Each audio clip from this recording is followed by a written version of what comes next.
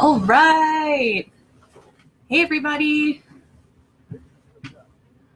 Welcome to our painting tutorial tonight. Hope you're all excited. Hey.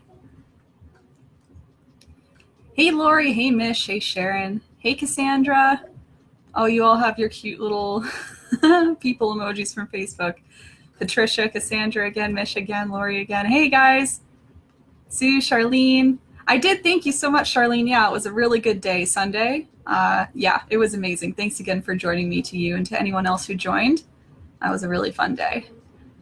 Carolyn, hello. Hello, Julie. Hey, Anna, Stacy, Terry, and Lori again. Stacy, cobalt blue, is that good for phthalo? So I'm not the best at my blues, honestly. I think it should be okay, though. I'll teach you how to mix it into more of a teal color. We use, there it is. We got some blue, white, and yellow in here to make it a little more teal, kind of like your typical ocean color. So I'm thinking that'll work for cobalt. Yeah, I'm just not as experienced with the cobalt blue, so I don't want to make promises, but I'm sure it'll work out totally fine. Hey, Nancy. All right, guys, I've caught up on comments already, so I'm just going to quickly post the materials in the comments so that we can get those in there in case anyone needs to see them. They're the same as usual. We're working with 5 paint colors today. We have red, yellow, phthalo blue, of course. We have white and black. And then the canvas I'm using is the standard 16 by 20. And then the brushes I'm using are the standard 3 that I like to use. So there you go. I'm just going to pin that comment, keep that there. No problem. Yeah, Lori, it will be. So what I've been doing is, hopefully you can see on my page, I've actually kept all the videos up so far. So our one from Friday, the nice palm tree one, the one from Sunday where I did the butterfly flower, those are still available on my Facebook page. So if you go to the videos tab, you can see the full length. It's about 3 hours each, and you can follow along however you like. You can actually go in and out of the video, kind of pause wherever you need. So it's a really great system. But very exciting also today, I was actually working on editing the first video down into more of like a 20 to 30 minute segment so that, you know, it's kind of cutting out any gaps here and there. It's cutting out a lot of just like me waiting for people to finish or maybe chatting, you know, as we go. So yeah, you'll see that on YouTube hopefully very soon. I provided a link to what I hope to be kind of like an active YouTube page of mine in the About section of this Facebook page, so you can check that out. It's called, it's just youtube.com/erinbunpaints. I'm trying to keep that consistent across all platforms, so very easy to find. And I don't want to make promises, but I think the palm tree might be up tomorrow. I think I have about an hour of footage to get through left. I've condensed it down into about 15 to 20 minutes so far, so I think it'll be, yeah, maybe an hour or 2 more of work. We'll see. We'll see how fun I want to get with the editing, how much I want to learn, because I haven't edited videos in a while. I used to edit them just for fun on my own, just, you know, any video footage I had or, you know, fun times with friends or whatever, I'd edit into videos, and I haven't done that in a few years. So it's been fun to open up iMovie and see if I can remember a thing or two. Just checking my mic's on. Yeah, well, you can hear me, obviously. That's good. Yeah, exactly, Kimberly. And I know a lot of people like that. I think it's really fun that people can come and watch live and interact live. I think it's a whole different feel, and it's obviously very enjoyable on all ends. But I totally understand that we can't make them all, and maybe some prefer to be able to, you know, pause here and there. So even if it's just something you want to pair with the live video viewing, you could do the painting live, and then you can be comfortable knowing that the video will be up later if you need to revisit the painting. That's kind of my goal, just lots of different options. Oh yeah, thanks, Smish. Yeah, I was hoping honestly to get a video up by today, but it's just taking me longer to edit it again. I think I was a little surprised by what I had to relearn in that little software, in that iMovie. So anyway, thanks, Abigail. Happy to hear that. Hey, Brooklyn, nice to see you. And yes, Jennifer, I was just talking about that. So I expect this will be available on the Facebook page at the full entire length. You know, indefinitely, I guess. I probably, what I'll be doing is I'll be taking down the 3-hour length videos and then replacing them with YouTube videos, but you'll always have something to watch. That's kind of my goal. You won't ever be, you know, lost with nothing. It'll be, you'll have one or the other for sure. Hey, Nicole. Nice to see you. Yeah, of course. I hope you're excited. So yeah, here's the painting today, guys. Obviously, you saw it in the event cover photo as usual, but here it is again. If you want a little close-up, let me know. It's a nice, I don't know, I tried to keep this one a little more, I would call it a little more simple. Like, there's just less big elements to worry about, you know. We have kind of our three sections of the beach. We have the sky, the ocean, the beach itself. We do some really nice detailing today with the waves here. I loved learning about kind of like the waves kind of splashing onto the beach here, just doing this nice little foam section, you know, the very transparent water area. That was really fun to kind of learn and play around with. Some little waves. I've even got a few seagulls. I wasn't sure if people could actually see that in the event cover photo, but that's a nice little feature. We have some really cute, just small seagulls in the background. We do some cloud work. So we did some clouds during the palm tree on Friday, but we'll just do another, you know, similar version to that, just with one color white today. And then just as a little ode to the puppy lovers, the dog lovers out there, and just all pet lovers in general, I threw in a little doggy feature. I'm kind of picturing that maybe a dog came to the beach and tried to bury a little dog bone. And you can see I tried to do paw prints leading away, as if he kind of just buried that and left thinking it was all good, but it's sticking out of the sand. So that was my thought there. When I was creating this painting, my original plan was to put a literal dog there, and I didn't even end up doing it because I was worried the black silhouette would be a little kind of harsh against all of the lighter colors of the beach. So that's why I went with a nice white bone and then just did kind of the darker brown for all the sand and the paw print details. So anyway, just in case anyone's wondering. I know some of you were asking for like pet silhouette photos, like maybe a dog sitting down or a cat sitting down, and I'm still trying to work on a design for that. So just know that that's still coming. It probably won't be at the beach because now we've done a pet theme at the beach, but it'll be somewhere else. So yeah, still working on that. I'm glad, Jennifer. You're very welcome. Oh yeah, Charlene, you did that with the butterfly flower. Are you going to do that again? You were worried, but it worked out very well. I know I saw it in the messages and I saw it in the comments as well. It looked very cool. And I didn't realize on Sunday that you were doing a wood palette. I remember you saying wood and I thought it was just a wood slab, but then I saw your photo and it was an actual palette, which I thought was really cool because it kind of broke up the painting into those little sections. I thought it was a really cool feature. So if you have more palettes to paint up, I mean, go for it. I'm wondering if you just have those kind of around your home or if you find them somewhere. I have a wood palette on my patio, which I use for a garden, actually. It's a much bigger palette than what you had. You had kind of like a mini one, but I use a nice big one. I lean it up against the my small patio wall there, and I kind of jigged it into holding some rows of soil, so it's kind of upright holding the soil. Anyway, palettes are very useful. Could do lots. I've seen on Pinterest that people make bed frames out of wood pallets. It's more of like a kind of rustic boho look, but very cute. Hey, Kelly from Fergus, you're very welcome. I'm always happy to do it, so you're very welcome. I'm glad you're enjoying it. Hey, Christy from Kingston. Yes, welcome back.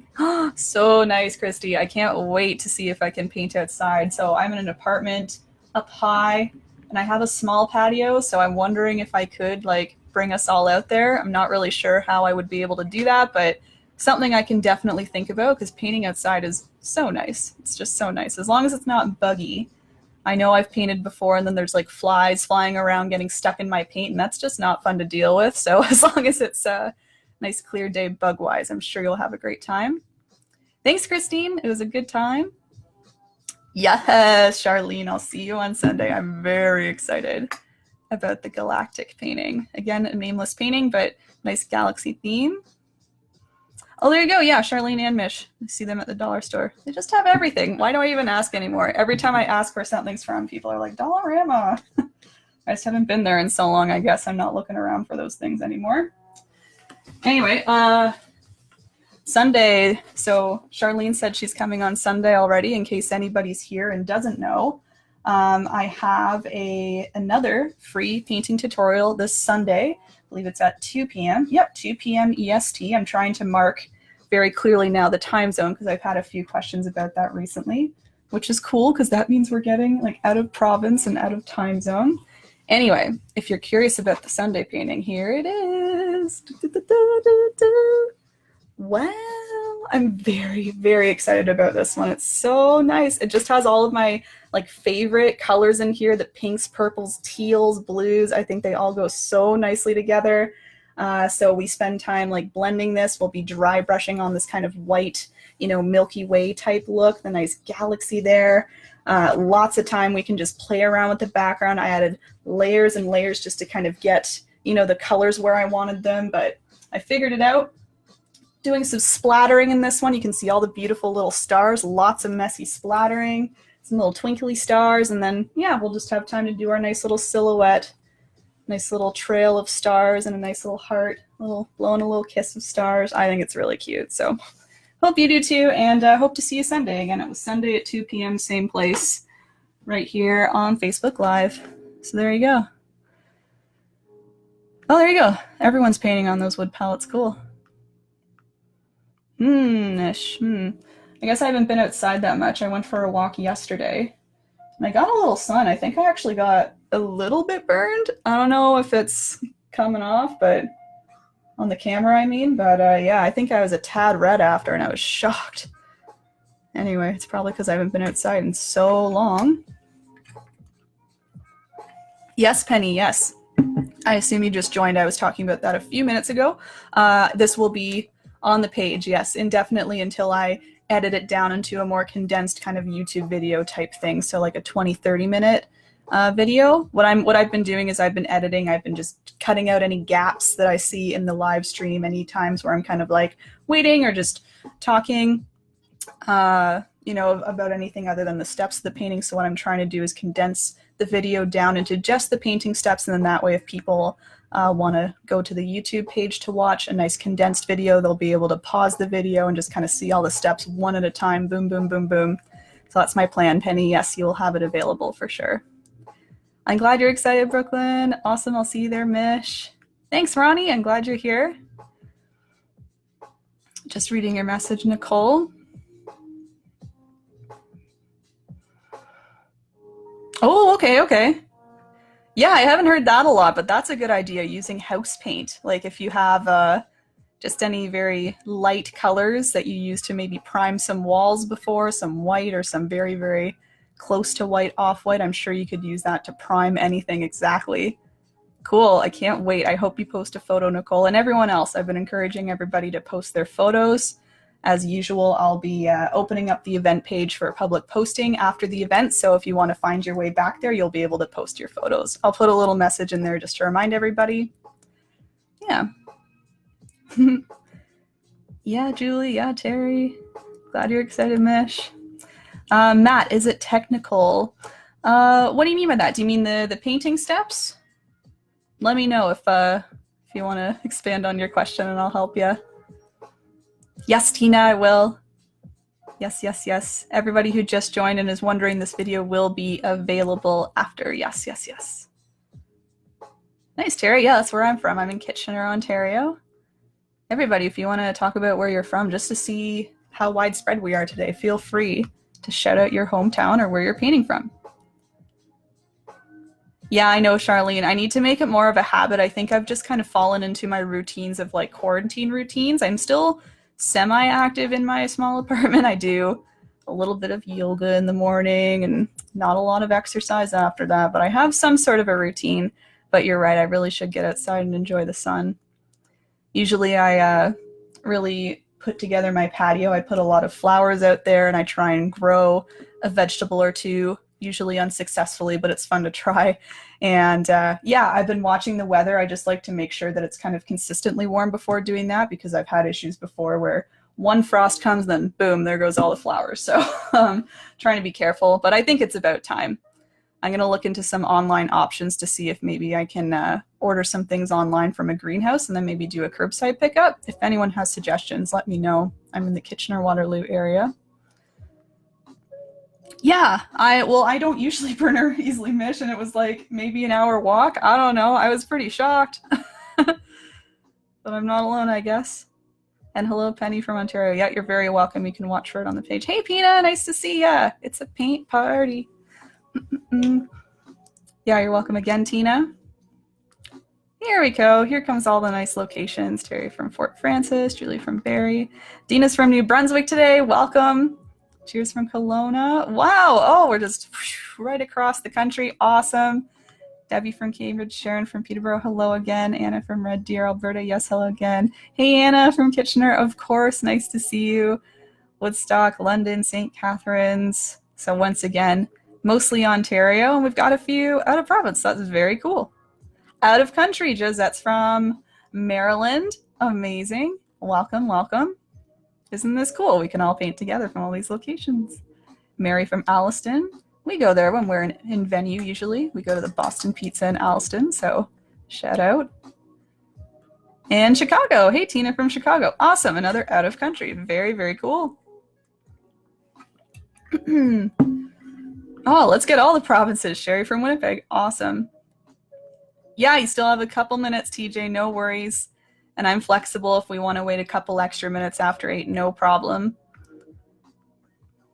At Garden Gallery. Okay. I like Bradford greenhouses. Bradford greenhouse. Hey, Shauna from Bradford. Nice to see ya.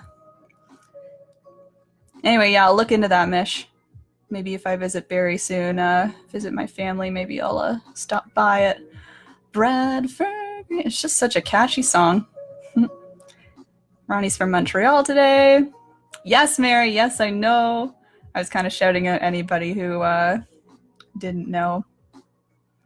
But yes, I do. I do know. And we want to be back soon, but it's not quite the time yet. So.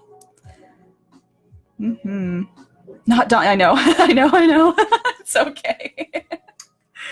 I think you're trying to tag Alliston or something. That's all right. All good. All good. All right, 1 minute to 8. If anyone has any last minute questions about, what we'll be doing today, if you need any clarification of what you should have ready, let me know. All the materials and stuff are in the, nope, wrong way. That's the top description area of the video. So if you just look up, you'll see the description. I think if you might be on a mobile phone, you might need to exit out of the video to see the description. But anyway. Me too, Namrata. Oh, and Sheeta. Okay. Maybe you're under a different account name. Yes, we'll start very soon. Well, it is 8 o'clock. Okay, so you're talking about a different one, Mish. Okay, cool. Yeah, I don't even want to really go in there and look around. I'd rather just even order online and pick up. Hey, Amy! Nice to see you. Anyway, I'll look it up. Maybe they're offering that. Maybe I can phone in. I'm sure they'd be happy to help with that. I've been there before, and they're very kind there, so I'll look around.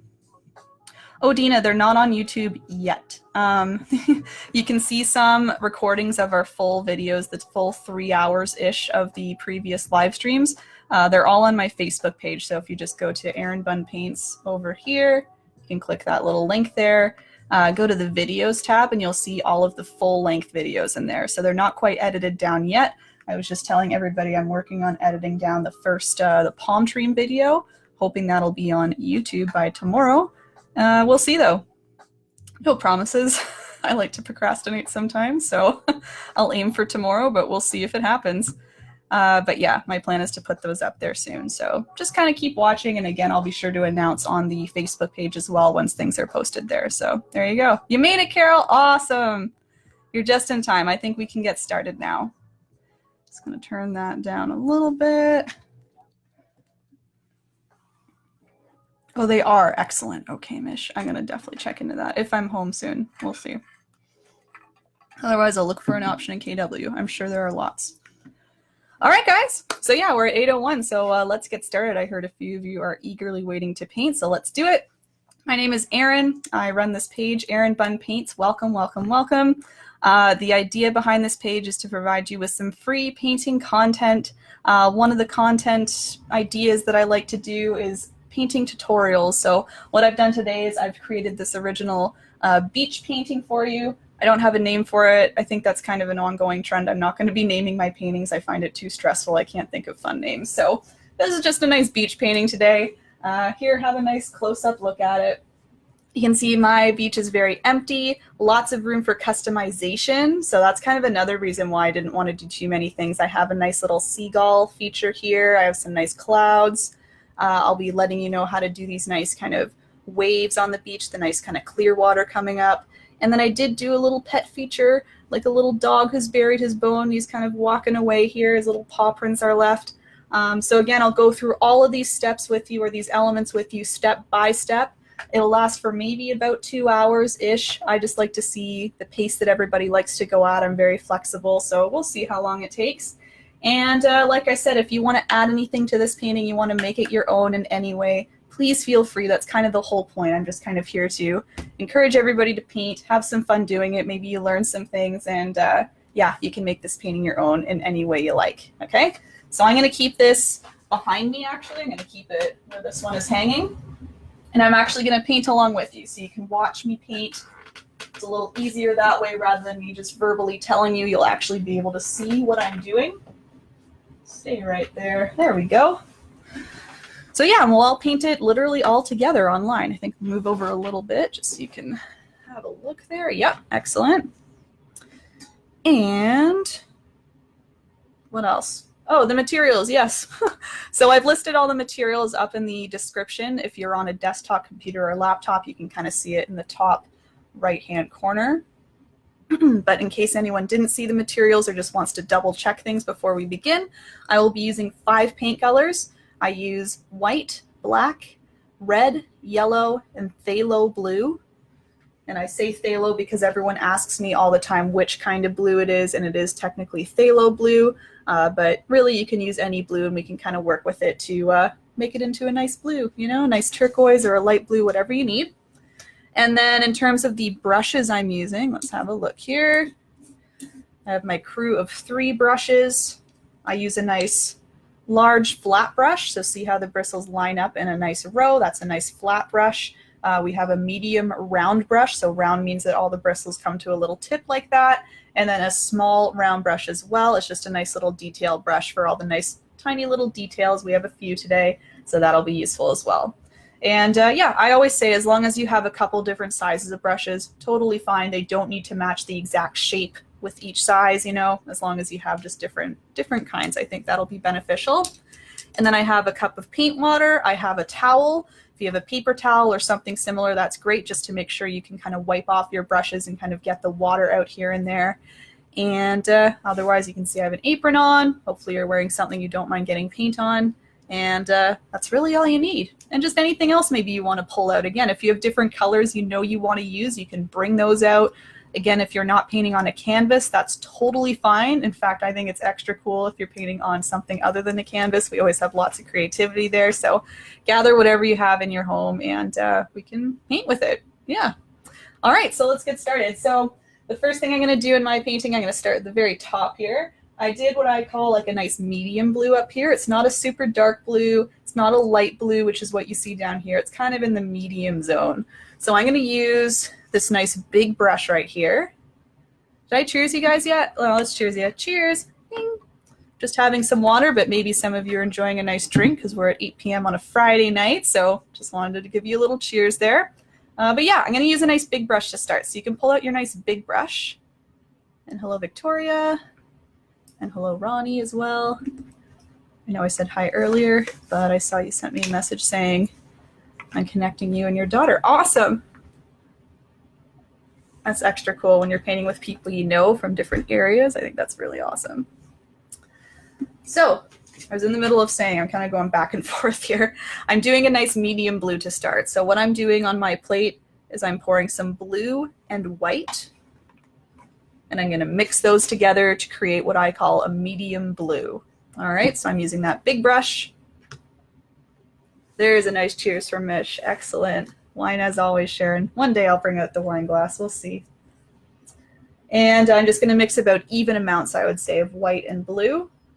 Here they come down the volcano. Look at it just dripping away. All right, so nice kind of medium blue. Again, you can see it's not super dark, it's not super light, it's just anywhere in the middle, a medium blue. Hello, 3 guests from Innisfil, my family, welcome. So everybody, I'm just putting this on the first, I would say, inch or 2 of the canvas. I'm not great with inches and measurements like that, but If you want to do finger lengths, that's usually what I do. It's about 4 fingers down. So you can see it kind of sticks right at the top, this nice medium blue. I'll be bringing it down into a lighter blue pretty quick. So I'm just going back and forth, left and right. I'll be using some nice big brush strokes.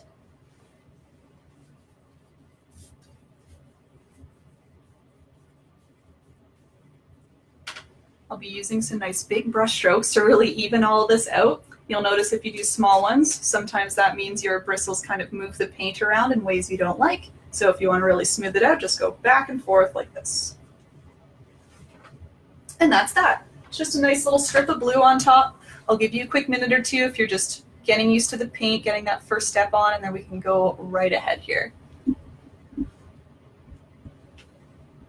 I'm going to make the mistake of continuing to play with my microphone today. You can let me know if it gets better or worse, and I'll continue to work on it. I guess one other thing I'll remind you of, you can always carry the paint around to the edges of your canvas. So if you want to really complete the whole painting, of course, you can move this color around on the left and right-hand side where it touches the edge, and along the top if you want as well. So I'm doing this just for the purpose of demonstrating. I probably won't continue it myself, because as you can see, I like to pick up the canvas a lot, and that's problematic when there's paint on the side, so I won't be doing that a whole lot. So I'll just keep that there for another quick minute. And then for those who are new as well, what I like to do is I like to encourage you to use the reaction buttons to let me know when you're ready to move on. So if you'd like to use the little thumbs up when you are good with your step, you're ready to move on to the next one, that helps me kind of keep on pace. Otherwise, I will keep us moving just at a pace that I think is appropriate. So feel free at any point to throw those little thumbs ups.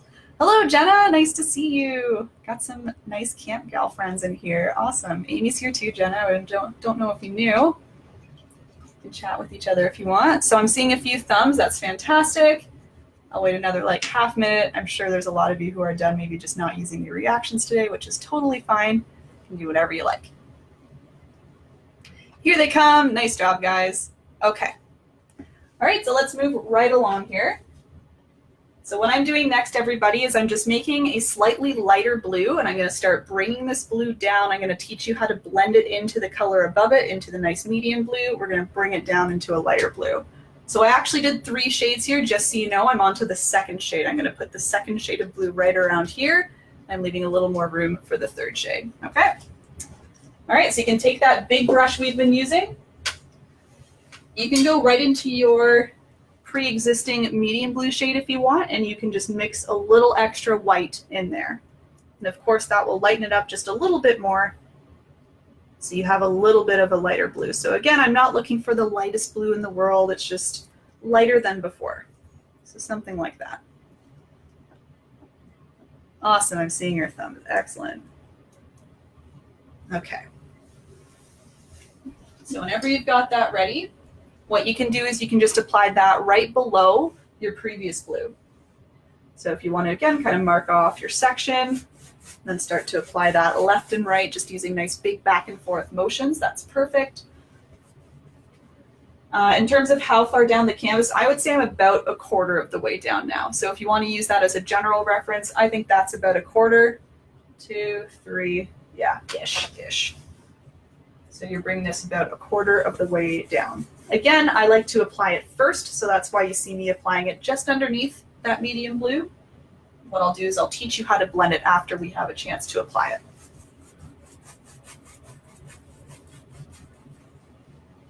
it. Ooh, that's a dangerous game to be doing that. Just wanted to bring it a bit closer. There we go. The number of times I've moved an easel and the canvas just goes flop. Lost count, lost count. So again, if you like to carry your paint around the edges, just a reminder to continue to do that with this color and every other color. Otherwise, you can just make sure that you're putting it on the front-facing area of your canvas, nice and smooth, left and right, back and forth. So you can see what I've done. Again, I've brought it right up to our previous blue. So what I want to do now is I want to blend these two together so that's more of a smooth transition. Right now it's very defined, the two areas we have, we want to blend them together. So I'm just going to use that same brush. I'm not even washing it off. I'm just going to use it just as is. There's not a whole lot of extra paint on it. Maybe there's a little bit, which is fine. And I'm going to sweep in between those two shades of blue. And you can see what happens is slowly but surely, those two edges just start to disappear a little bit until they just blend together seamlessly. So you can see I'm kind of moving my brush just in between, maybe a little higher, a little lower, just to encourage the brush to grab a little bit of wet paint and move it around. So that's really all. You can now see it's a nice smooth transition, nice and soft in between, no harsh edges anywhere. That's the goal. Right, I'll give you a minute or two, and then we can continue. What's that volcano? It's my volcano plate. I think I introduced, yeah, I did introduce it on Friday because I was editing pieces of that story into the video for YouTube. But yeah, this is my volcano plate. Shout out to the volcano plate. It's a 5-year-old plate that I've been using and stacking up dry acrylic paint on. So that's why you have some wet stuff here kind of rolling down the edges. Then all this other stuff is nice and solid and rock hard. That was fun. On Friday, people were asking me how much does it weigh. I couldn't tell them because I've never weighed it before, but I said, do you want to hear it? And everyone said, yeah, sure. And I just dropped it from about here onto my desk and went boom, boom, boom, boom, and everyone went, whoa! So it really helped showcase how heavy this thing is, because I feel like people weren't quite understanding when I move over to show you the plate, I go, oof, and I like lift it up. It's because it's so dang heavy. So anyway, I'm glad we were able to do that and really show everybody how heavy it really is. So a couple thumbs, not too many. Just gonna leave another quick minute just in case anyone's trying to figure out the blending still. Then we're gonna do a very similar step right below that one. It is penny, yes, exactly, except for the two colors I've added. I like to add the colors one at a time so I can kind of keep track of where they are. I find if I load up my plate first, I lose track of where the wet colors are and I start to dip into dry color. I'm like, why isn't my yellow working? Oh, it's because it's dry, you know? So I just go one at a time so I can really keep track. All right, thanks for the thumbs, guys. I'm gonna move on to our next step now. Next step is to add a nice light blue underneath. So I was kind of saying before medium blue, something in between, we're on to light blue now. So you can keep using the same brush, this nice big flat brush, any big brush you have. I did wash it off a little bit. You can see it's not perfectly clean. It was more so just to get some paint out of it, get it a little bit shapely again. And again, it's exhausting lifting this thing. I'm just grabbing some more white paint. I'm going to put it right into my light blue, which I already had on my plate, so you can see the nice transition I have going here. And now just making a very nice light, you know, very light sky blue, I would call it, just something super, super light. Very nice, clear, pale blue, clear day. There we go.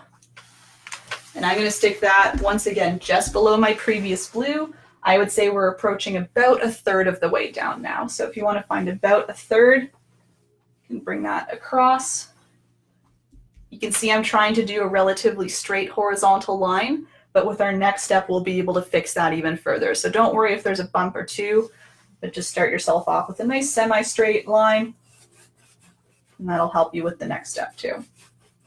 Once again, I'm applying that in back and forth motions, left and right. Starting below and bringing it up right next to my previous blue. And I will be blending it, so if anyone wants to go right ahead and blend, go for it. I will give you a quick minute before I blend it here.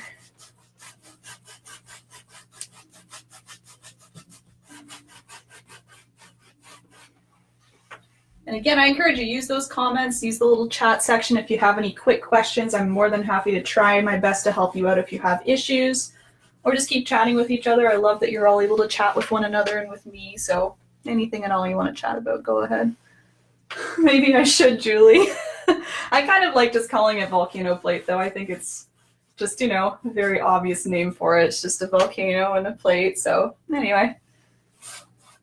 Maybe I'll have like a version 2 and I'll name it Mount Bunting or Mount Bun or something like that. I think that would be funny. Yes, and that's another thing, Penny. I was very excited to hear a lot of you are starting your own volcano plates, which is so cool. Love a whole family of volcanoes. So just in case anyone's wondering, I am blending this now, so I'm just using the same brush. Again, I didn't wash it off. I didn't add any extra paint. I'm just using the same brush going in between that light blue and the previous blue.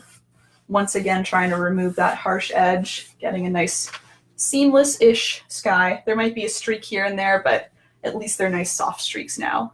You see? So we have that nice transition all the way down now. And again, I was aiming for about 1/3 of the way down, so that's about where I am. Once again, I'll give you a minute or two and throw up those little thumbs ups whenever you're ready. Hey, Chrissy from Fernie, thanks for joining. Sharon's ready to go. See, some of you are waving to each other. I think that's so cute. That's so great. Some of you may have known each other before this or just recognize each other from previous live streams. I think that's so great. Penny, it was about 5 years. About 5?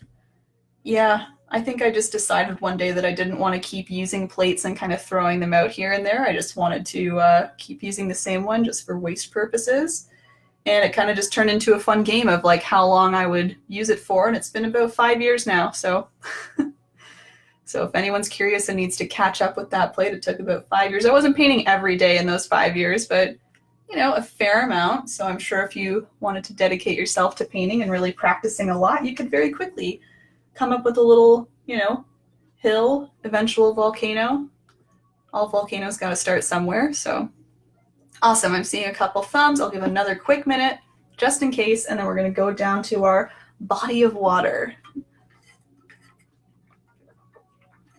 So you can see we'll be doing something a little bit different with our blue here just to make sure it is a little different from our sky, right? Oh, thanks, Patricia. You're very welcome. Let me know if I can help you any further. Mainly though, I just hope you're having fun. All right, I saw a few more thumbs there. I think we're good to move on. So at this point, everybody, I'm going to use the same brush, that nice big flat brush, but I am going to wash it off just because we're mixing some different colors now, and you know, every now and then it's just good to be washing off your brush to get the shape back. Give it a nice little bath, a nice little clean. Nice clean feeling. Oh, that's really nice to hear, Alb. That's really sweet. My friend sewed me some masks recently. For my birthday, they gave me some really cute masks made of really cute patterned fabric, so that's really nice of you too. Okay, so I've washed off my brush. Again, I'm just using this big flat brush. And what I'm going to be doing is something similar. I'll be making kind of a darker blue, and then I'll be blending it down into lighter blues. The only difference is this is more of a turquoise color now. So rather than just mixing blue and white and working our way down, we'll be mixing blue, white, and a little bit of yellow. The little bit of yellow makes it a little more kind of teal turquoise, more like, you know, Caribbean Ocean type feel. So I wanted to make that a little different from the sky just so it's, you know, it differentiates a little bit as well. So it's not like two skies or two bodies of water. We now have sky and body of water. So yeah, we're going to take our brush. We can go back to our plate. Oh no! Fix that in a minute. We'll be mixing together blue and white again. So if you want to start in that same area you were in, that's totally fine, or move to a new part of your plate. But I would say about even amounts blue and white. So we're kind of going back to the medium blue that we started with. Because again, we want to start a little darker. And then, yes, I did just pour some yellow, good. And then again, the key to this one is adding just a little bit of yellow, just a little teeny bit. See, I just put it on the corner of my brush there. And I'm going to mix that into my medium blue. You can see it turned it just a little different. It's more of that nice kind of darker teal color now. Teal, turquoise, lots of names for this. Blue, green, anything just a little bit different than what your original medium blue was. So sometimes the tendency is to add a little too much yellow. I tried to tell you to add just a teeny bit just because if you add too much yellow, it turns it very green. So unless you want like a really sea green type look, you'll want to make sure you're just using a little bit of yellow and you're mainly sticking with the blue and white instead. And that way you get more of the in-between blue-green. Okay, So whenever you're happy with that, we can apply that either just touching the light blue, or you can even put it a little on top if you need it to close up any gaps. So at this point, everybody, as I said, you can use this color to really even out your straight lines. So you can really look at this head on. I'm going to twist that so I can really do that as well. I like to personally use the thin edge of the brush to make a nice solid horizontal line. If you want to use the wide edge and kind of watch the top edge of the brush as it moves along, that works as well. That's really personal preference stuff right there. So you can see as I move along, I'm kind of overlapping the light blue just to make sure I'm not leaving any gaps. I don't want any gaps in between my ocean and my sky. And I'm just trying to look at it head on so I can see if it's straight. Really helps to get a nice straight on view. So this is the one time I'll be covering my painting a bit. Don't look.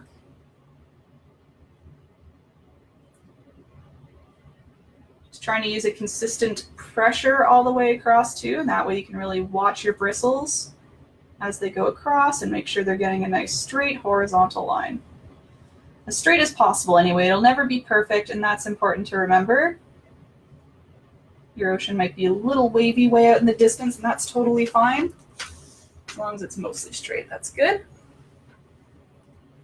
And once that hard work is done, you can bring that just a little bit lower. You can see I don't add a whole lot of this dark teal. It's more so just at the top of our ocean here. I'm going to call it an ocean. I've decided mine is an ocean. If yours is just a body of water or a lake or something, call it whatever you like. I think this is a nice ocean. So again, I would say that's like 2 or 3 fingers, 2-ish, 3-ish. Try and straighten that out for you again. And I will try my best to fix this little sheet. My splatter zone is falling apart.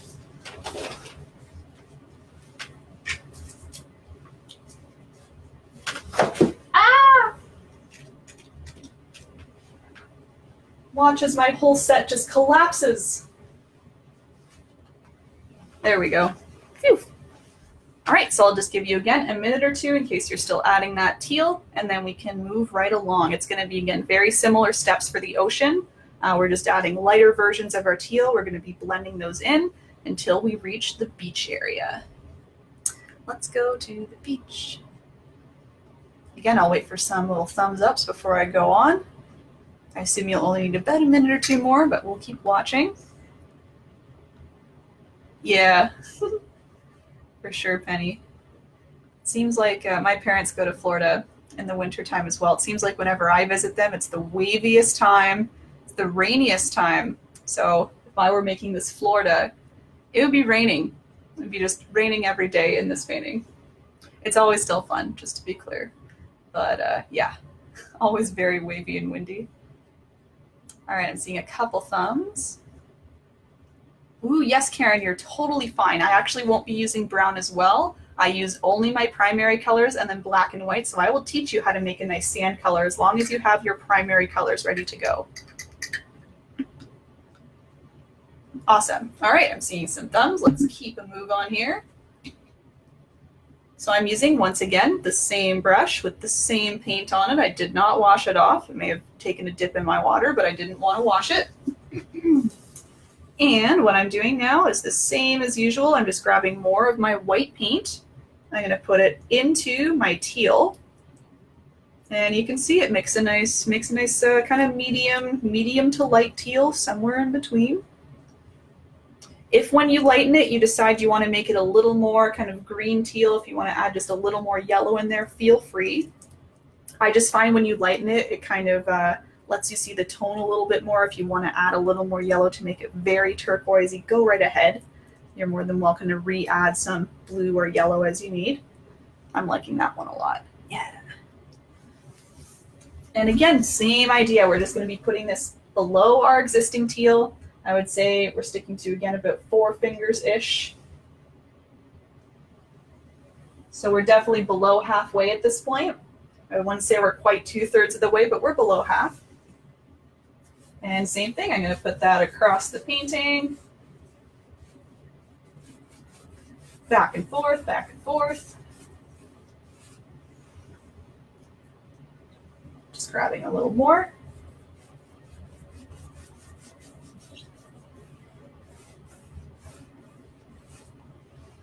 And just as usual, I'm going to blend that into the color above it. So just using the same brush, nothing special about it. And I'm just going to sweep in between those two turquoise shades and blend them together. My paint has been very nice to me today. It's been staying nice and wet, which allows for a nice smooth blend. If you ever find that something isn't blending, it's usually because a paint color has dried a little bit quick on you. And that's not your fault. Acrylic paint dries very fast. So if you're not working at a consistent speed, sometimes things can get a little sticky or dry. Very easy to fix though. You can just reapply a little bit of your dry color. So it's usually the color you would have applied first, of course, this nice dark turquoise. You can always grab that on your brush and then sweep in between, and that'll help blend them together. But again, so far I haven't had any issues, which is really great.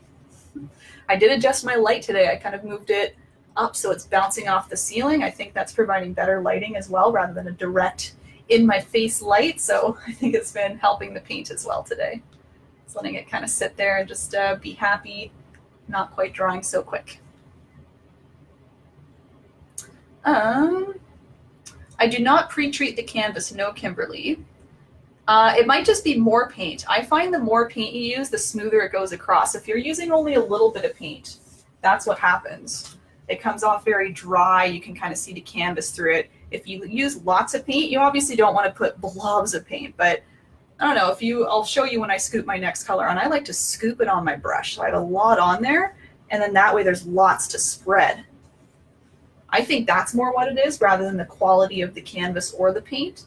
But if you are curious, the paint I use is the Start Academic Acrylic. Again, this is not special paint. It's academic standard, so, you know, not the highest quality. It's a value brand. It comes in these nice big jugs. So I really don't think that's the answer either. Yeah, I think it's just more paint. Try that if you're having issues with it. Yes, you will, Corinne. It'll be on my Facebook page. So just I would go ahead and either like or follow the page. That way you can be notified when it's up. And yeah, it'll live in the videos tab on the page. Thank you, Penny. Thanks for answering. Oh, no, Mark, you're lying. Oh my gosh, Mark's from New Zealand today. Get out, get out, get out. That's so cool. Welcome from across the world. What time is it there? Are you guys like super early morning painting? So cool. Welcome. All right, I saw a few thumbs. I think we'll just go right ahead. I think you're all getting the hang of these steps here, I assume.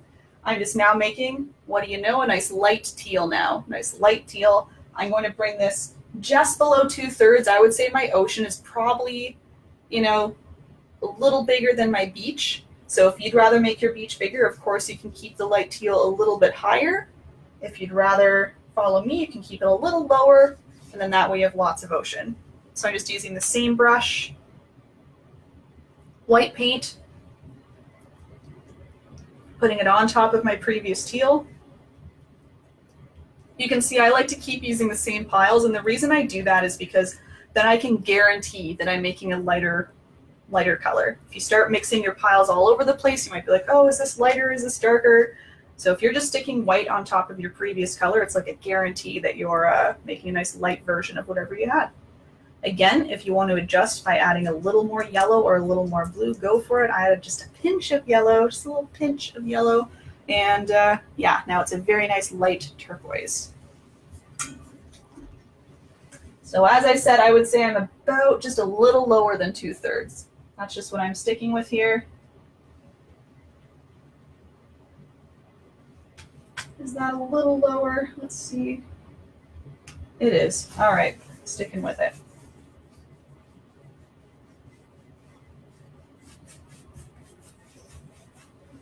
So once again, big back and forth strokes.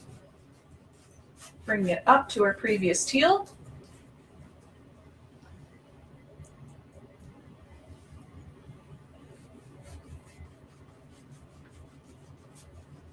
And then whenever you're ready, you can blend that in. So I'm just, again, stroking in between those two teals, allowing them to mix together because they're both wet on the canvas.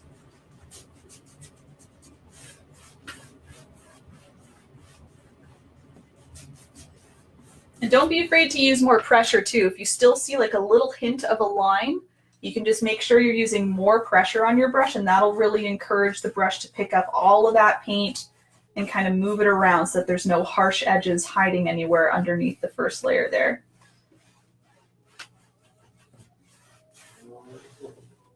A little more right there, it looks like. Okay, so there we go. You can have a nice transition all the way down once again, this time with our ocean. So I'm going to have one more step before we actually go to the beach color. I'll let you know in a minute or two. Yeah, no problem, Corinne. We had a few questions even before I started about it, so no worries. 12:30. Okay, cool, Mark. Nice afternoon painting. You're welcome, Teresa. I'm glad you're having fun. Patricia, so I don't, only because I'm like picking it up all the time when I'm teaching, right? So I don't, but if I were to hang this up, I've actually gone back before and painted up edges of my paintings after I was completed, just to be able to hang them up so you're not seeing like a white jagged edge. I think it looks very clean if you carry the colors along, or even if you choose one consistent color to do all the way around. You can choose just a black, for example, or you can choose a different color in your painting, like the nice beach color, and just choose that to frame the whole thing. I think that looks really nice. And of course, if you're framing it, you probably don't need to do that because the frame is going to cover those edges. So as long as you're making sure these kind of corners are handled, then you're good. But I mean, who needs a frame? I like to just keep them unframed, and I just like to paint up the edges. I think it looks nice enough that way. And yeah, then I'm not worried about frames when I'm changing my paintings in and out, because I do like to change based on the season. I have lots of different seasonal paintings. Like this would be a nice kind of summery painting to throw up. So anyway, that's why I don't frame them. I just kind of paint up the edges if I'm using them. Yeah, that's right, Lori. Everyone knows my answers now. But I do encourage it for sure, Patricia. Yeah. Okay, one more quick minute. I actually do want to move on to the next step before our light turquoise dries, because we do another slight blending step. You're very welcome. Keep asking those questions, Patricia. If you have any, I'm more than happy to keep chatting with you. So I'll just bring this forward a bit. So just as you're working on that last step, if you're still adding that light turquoise, just wanted to point out what I like to do here is it does appear that the turquoise and the beach color are connected, but what I actually did is I grabbed a little bit of white and I made just a small strip of white underneath that light turquoise color, and then that way it really dilutes it. And then when I try and blend the sand color up into the turquoise, it'll kind of fade out and create a nice blend. If I were to not put white there, I'd be at risk of mixing my turquoise into the sand color, and that doesn't create the best color because there's blue, there's yellow in there, and then the sand has some red in there, so it might create kind of like a muddy color. Hope I'm describing that right. But yeah, it's essentially like the white is a little bit of a buffer zone. It's like buffering the turquoise to keep up here, the sand to keep down there, but allowing them to kind of mix right where they're nice and pale so that they're not going to create a mucky color. So that's the theory. And I see some thumbs, so I think I'll just go right ahead with that. So I'm definitely washing off my brush now. I'm still using that nice big brush that we've been using. Just want to make sure it's nice and washed off because we are going into straight white paint now.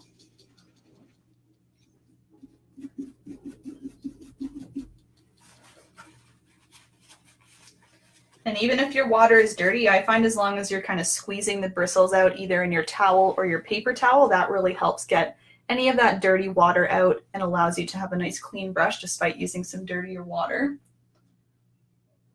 And I'm just grabbing some white. I'm actually going to re-pour some white because mine's all turquoised up now. There we go. So there's a little bit of white. You don't need much because we're not creating a huge area of white. Again, this is meant to be like the buffer zone. That's what I like to call it. So I'm just putting this right below my light turquoise. So you can see I'm kind of switching to using the thin edge, this very bristly thin edge. My brush has seen better days apparently. That's what it looks like when it's all pushed together. The nice thin edge right below the light teal. And I do want to blend it in. So I'm now going to swipe just a little above there. You can see the white mixes into the light teal a little bit, Just kind of blends it out, softens it up right above the white. So what's happening is my little white buffer zone is getting a little bit smaller because it's blending a little bit with the teal, but you'll probably have a tiny bit left over underneath, which is perfect. That's what we want. We want just a little bit of plain white there. And then if some of it mixes, that's what it's there for. It's meant to mix that small area of turquoise into more of a light turquoise to help really blend it out, make it nice and soft.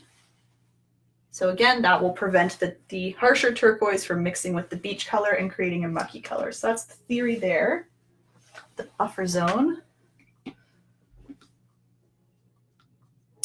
Yeah, I actually use brush soap, Patricia. I wouldn't say it's very needed.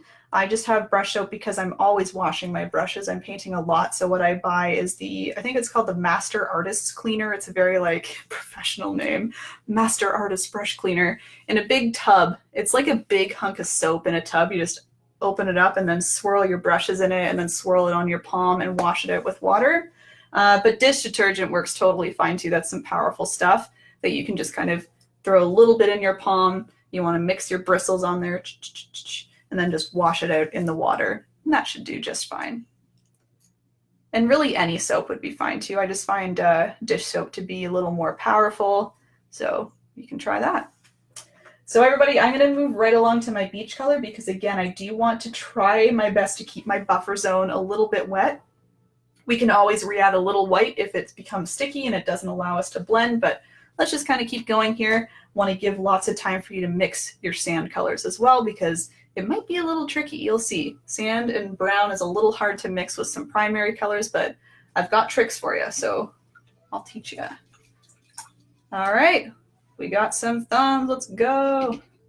Oh, no worries, Polly. Yes, it is available. Feel free to hang out if you want to just see what we're doing and get a little preview of what you could be painting, and then you can check back on the page after I'm done in about an hour or two here, and the video will be available for your viewing pleasure. Okay, so I'm going to use this nice big brush once again. This is the star of the show today, this nice big flat brush.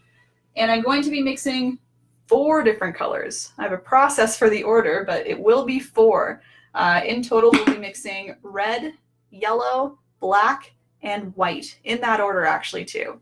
So if you want to prep your plates, that's what I'm going to do right now. I'm going to throw on some red. I have my yellow and my white already, so I'm putting red on and I'm putting some black. We won't need a lot of black, just a little bit. I'm glad you're having fun, Mark. That's kind of my goal too. You said from a non-painting person. That's my goal, is that I want everyone to feel like they can paint, even if you've never painted before or just are nervous about painting. It's not so hard when you have a little bit of instruction and some confidence and all the right materials. Just gotta go for it. Okay. Ooh, again, heavy plate. All right, so the order I mix these in, I'm gonna do red and yellow first. So my goal is that I'm mixing kind of an orange to begin with. And this orange is going to be equal amounts of red and yellow. I think the tendency is to sometimes add more yellow because I think when people think of orange, they think of like a pumpkin orange, like a little bit of a lighter orange. And to lighten it up, you would throw yellow in. But I actually want to do my best to just trust myself in mixing equal amounts.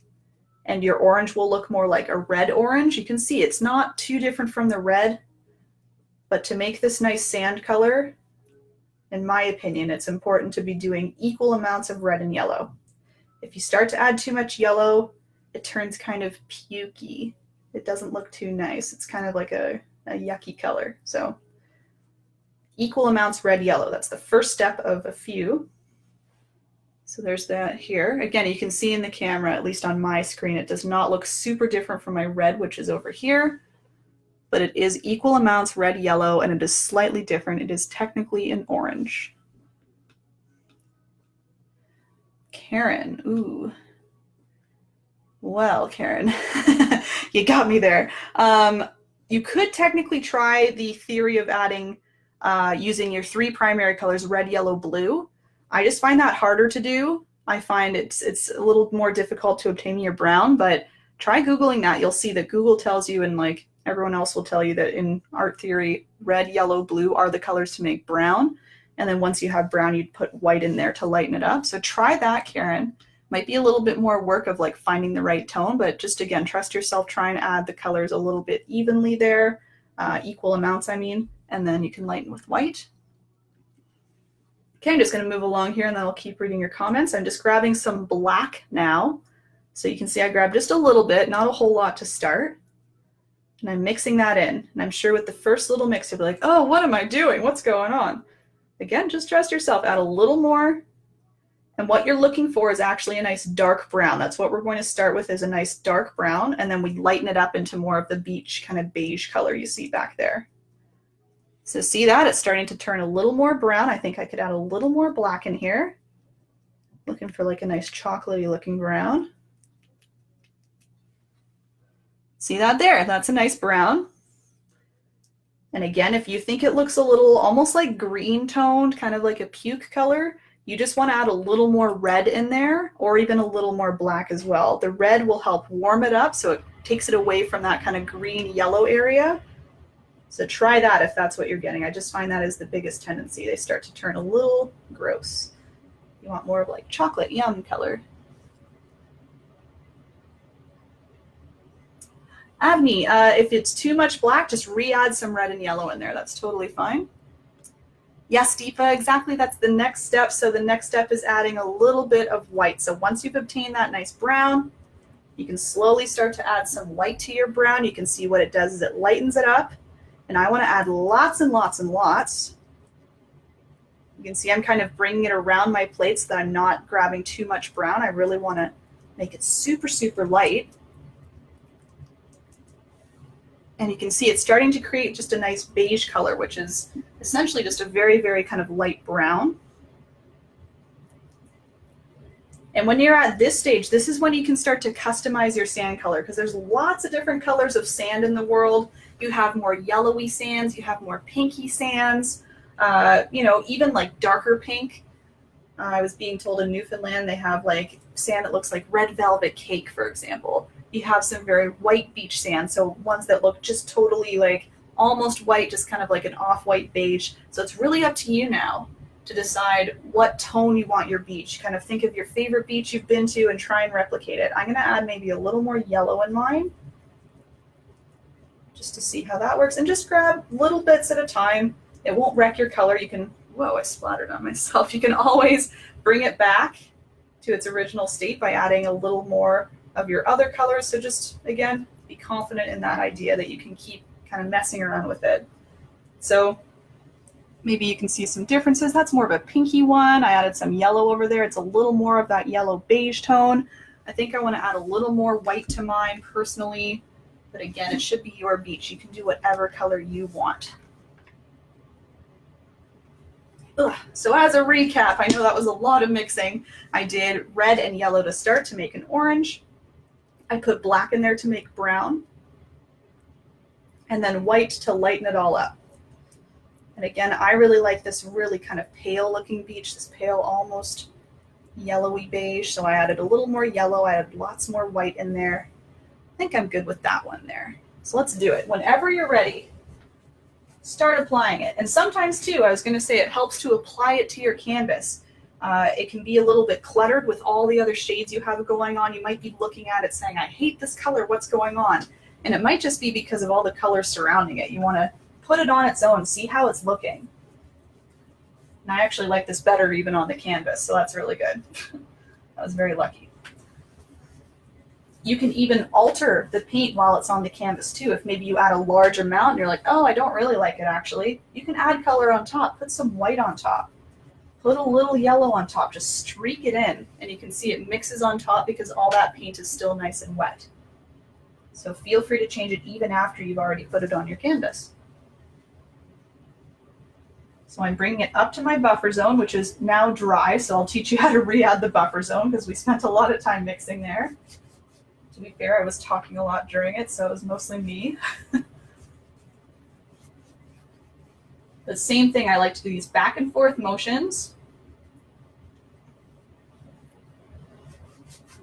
And then one thing I do as well is I like to throw on just a little bit of a darker version of my color just below there. That's coming off quite pinky on the camera. Interesting. Okay, anyway. So yeah, to make it look like it's kind of transitioning to a little bit of a darker tone down there, you can add now a tiny bit more brown to your existing beach color, just to darken it up a little bit more. And then you can throw that near the bottom. And then that way it looks like you have some lighter colored sand, and it gets maybe a little darker as it comes down. Not too dark though. We of course want to leave some nice darker colors for the nice little paw prints we'll be adding. But just any little transition. Even if you want to streak this into your color, you know, so you get some kind of streaks of darker beige, that's totally fine as well. But I'm going to keep it kind of darker on the bottom, and it stays light, nice and light on top.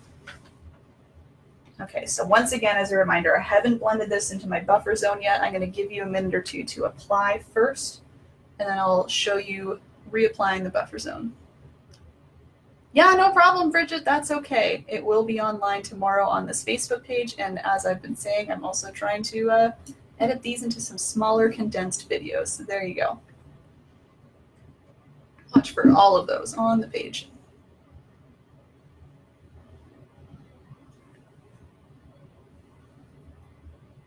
All right. Anyway, you can see a nice different beach color, I guess. I was just comparing to my other beach color. It's pulling a little more kind of red tone here. Again, I really like it though. It's just a nice complement to what I've already done. So again, it just goes to show you, it always turns out a little bit different. So it's really the best method to be just following what you want to do rather than trying to match exactly what I'm doing, right? Oh, and I'm going to see if this is straight. That's straight enough. It's fine. Okay. All right, so I'm just going to be reapplying the buffer zone. Again, the buffer zone, as a reminder, was that white area that I used to slightly separate the turquoise from the beach color. And it's probably dry now, so I'm just going to grab a little bit of white on my brush. I did clean off this brush. I didn't mention that, but I am now. I cleaned off this brush, and I'm grabbing a little bit of white paint. Stay there, plate. And I'm going to just reapply the buffer zone the same way I did before. I'm just adding a small little strip of white. And I'm now going to try and blend it into my beach color just below it, my nice beige. So what it's doing is it's kind of creating a nice, very, very pale, blown out version of my beach color or my beige, so that it doesn't quite mix into the turquoise. My brush is getting a little messy and it's been splitting at the bristles, so I'm just trying to wipe it away a bit. I'll show you a nice close-up in a second. And if you have a little bit of overlap with your beach color and your turquoise, that's not the end of the world. You can see that's what kind of happened on mine. I'm not sure if you can quite see that, but here. And the reason that it didn't turn into a murky kind of muddy color is because we had that buffer zone. We were able to put a very, very pale teal, a very, very pale beige color, and that way when they kind of go on top of each other or potentially mix, they won't create a very harsh muddy color. They'll just kind of lightly blend together and just kind of coexist happily. And then one other thing I'll point out and kind of draw your attention to is that we do add some white right along the shoreline there. So if there is any potential muddiness going on there, just anything that you don't quite like the look of in terms of just the blending or how things are, you know, shifting together, we do add white there. So that'll always cover up a few things as well. You can always use some little white foam or little wave white caps to help cover up anything you're not loving. But it looks like you're loving it. I see lots of little hearts being thrown, so that's fantastic.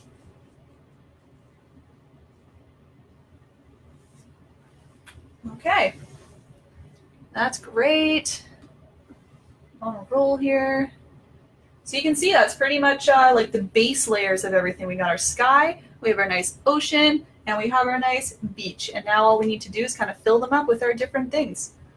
So I'm going to give a minute or two for anyone to catch up if you're still blending. It'll also give us a chance to let some things dry just a little bit more. We'll be going back up into the sky next, and that should be pretty much completely dry. So if you're not seeing it completely dry, you might want to whip out a hair dryer or something, because we will be moving on in a minute or two. Or you can give your canvas a quick little wave, give a little dance, and that'll help dry things a little bit quicker. But again, I think your skies will pretty much all be good, as long as you didn't cake the paint on, you know? And Jolly, I'm glad you're finding it helpful. You're very welcome. Oh, Avni, I should be calling you, yes. Oh, is Chrissy here, Mark? That's so nice. Hopefully you're painting together. That's such a sweet idea. You're so welcome, Avni. I'm glad that you're here. Heather, nice to see you. It's no worries. Don't worry at all. I'm glad you popped in anyway, and as usual, as I'm sure you know, and if not, this will be available after Heather, so if you want to check back even late tonight or tomorrow, you should see the whole thing on Facebook. And as I've been saying to everyone else, I've been trying to edit some things into some little nice digestible YouTube videos, so you can watch for those as well. Heather and anyone else wondering. Have a sip of your wine, grab your snack or whatnot. Nice little reward for getting all this work done. This is a lot of work, a lot of blending we just did, a lot of color mixing for that sand color.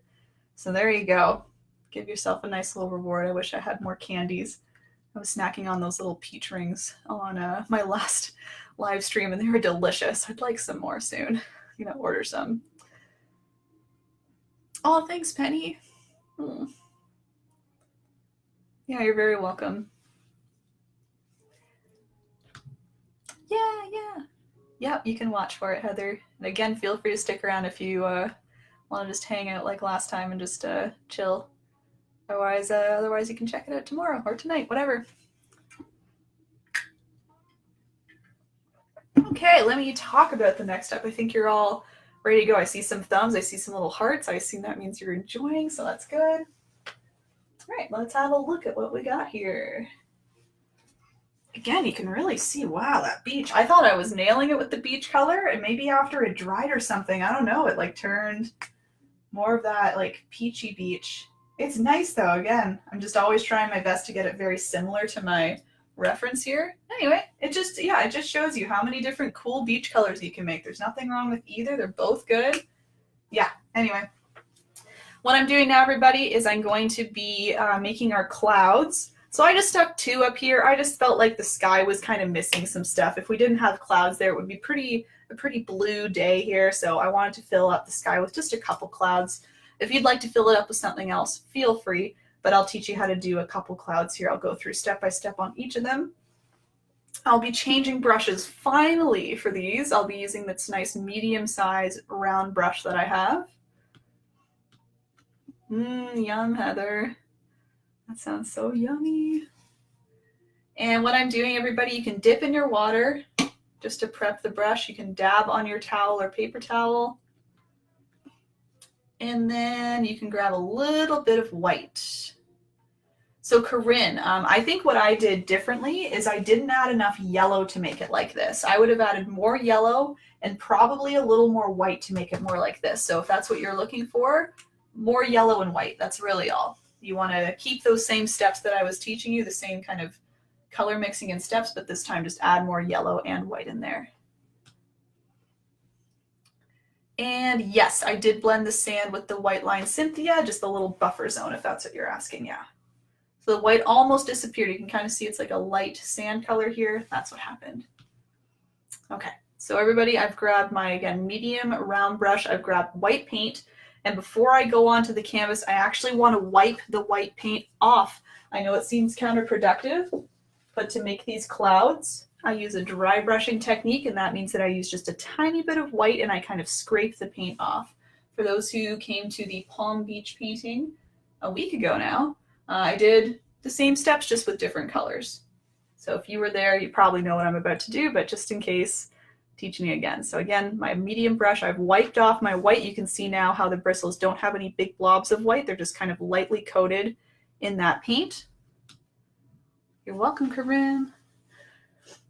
And I'll teach you the steps to my clouds. So clouds are all different shapes and sizes. First of all, it's good to remember if you want to do different shapes, different sizes of clouds, go for it. But I kind of have a nice little method that I like to use. You can see I like my clouds very horizontal. Trying to brace them in my hand there. There we go. Very horizontal. They're very wispy on the bottom. I like to really fluff them up along the top and then make them wisp on the edges on the bottom there. Yeah, that's kind of the shape I go for each time, but if you want to change it up, feel free. Taking my brush, finally, it's all prepped. I'm going to go for it now. I'm just going to be lightly, very lightly, kind of swirling the edge of my bristles on my canvas. What I'm doing in terms of shape is as I swirl, I'm moving up and down, up and down, up and down. So what I'm trying to do is I'm trying to create small little bumps here and there. So I'm creating small bumps by doing the up, down. But in total, I am trying to go up, down, down, down, down. Kind of like you see behind me, how it goes up, down, down, down, up, down, down, down, down. Anything along that line. Just anything with more of like a higher middle area, and then it comes back down again. So again, just by lightly swirling, that's how I'm getting that nice transparent look.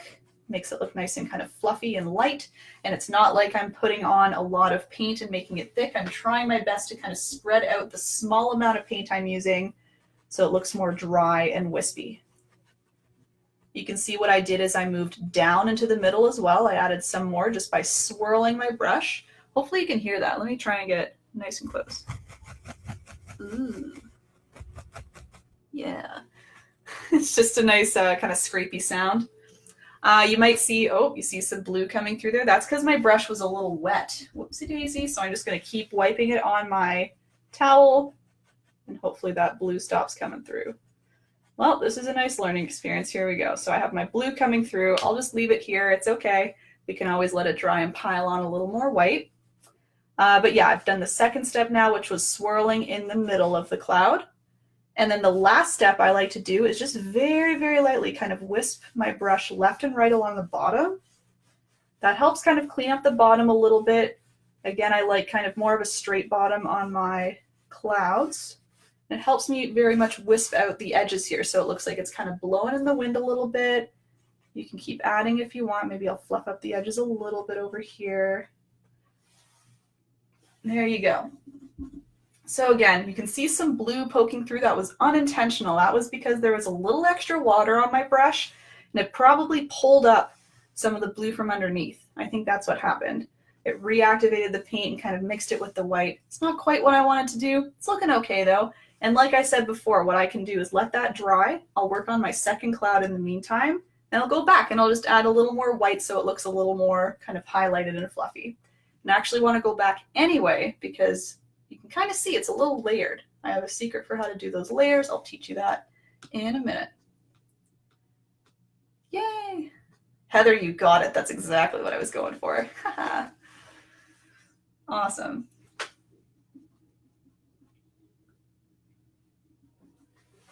So I'm just going to do my second cloud. I'll try and re-explain it, hopefully with less water this time. So I really squeezed out my brush this time on my towel, and then I re-grabbed a little bit of white and then immediately wiped it off again. Okay, so here I go again. I'm just going to be swirling. Again, that's still a little bit too much paint. I'm just going to tap it off a little bit. You want the minimal amount, minimal amount. See how different that is? It's now nice and transparent. That's what I want. And I can even take this blob and kind of move it around so it's not quite as bright over there. And again, I'm still trying to get those nice little fluffy kind of rounded bits here on the top. But you can see the shape can change a little bit. So instead of going up, down, maybe I'll kind of slowly go up, then very quickly down at this end here, just to give it a little bit of a different shape, right? We don't want them all the exact same. I've filled up the middle by swirling. I'm wisping on the sides. A little more there. There we go. Okay, and this is only kind of step one. What I do is I now go back and I'll add a second layer. I'll show you why.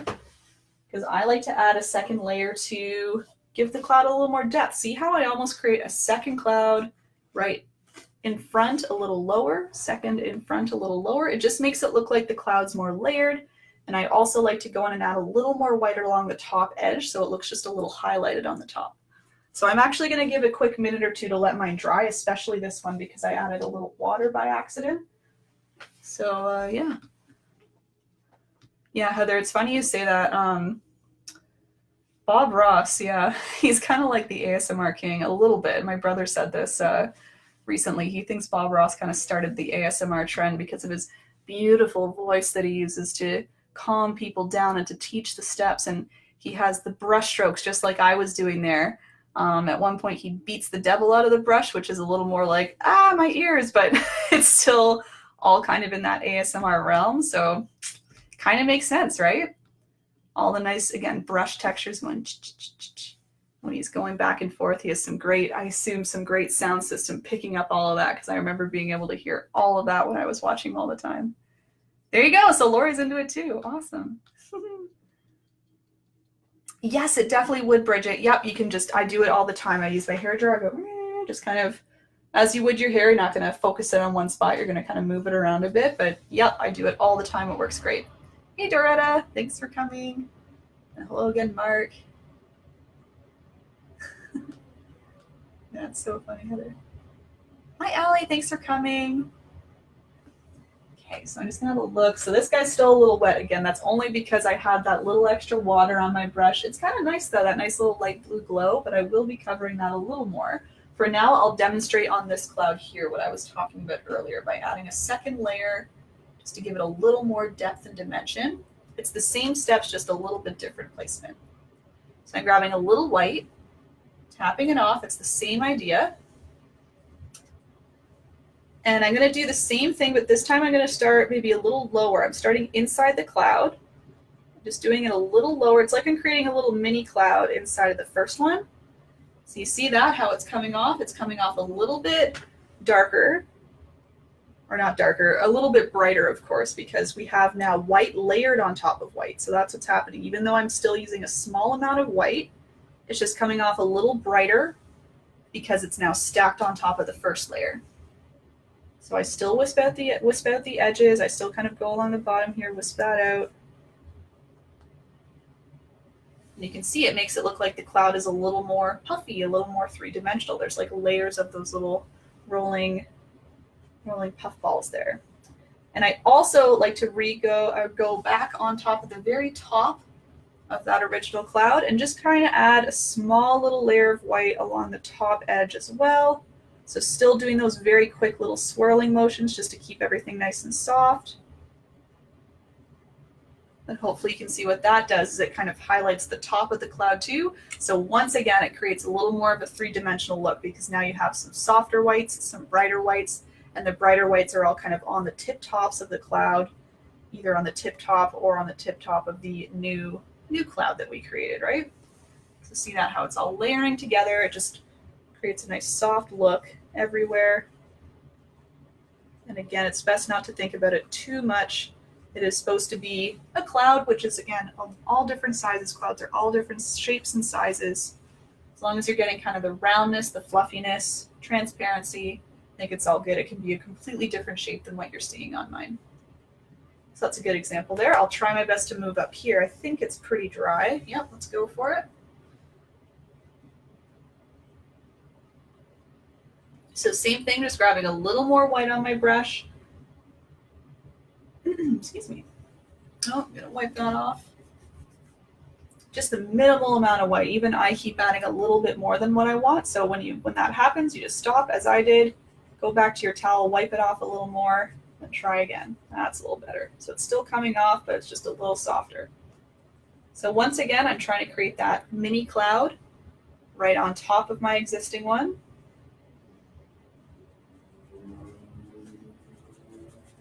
Bring it down a little in the middle, but trying to leave a little bit of the middle open as well, so it looks like, again, the top is highlighted. You can wisp out those edges, wisp out the bottom a little bit. So I've now created that second layer, and I'm just going to go back now and create a little bit more of a bright white on the very, very top of my cloud. And if you want to switch brushes for this, maybe you want to use a smaller brush, especially for these like second layer bits, feel free. You can definitely use a nice detail brush and use the same idea, just kind of swirling the brush using the bristles with a small amount of paint. That'll all work just fine. You can see once again, I've tried to highlight the top parts here so it makes it look like there's different layers of cloud. It's all the same All the same cloud, just different layers to make it extra fluffy. Cool. Okay, I'm going to leave those there for you to have a look at. If anyone has questions, if you're running into issues, let me know. But again, I think those main keys are like a small amount of paint, obviously a dry brush, as you saw. If it's a little wet, it will kind of scoop up the paint and move it around. And small little swirly motions, all of those things help.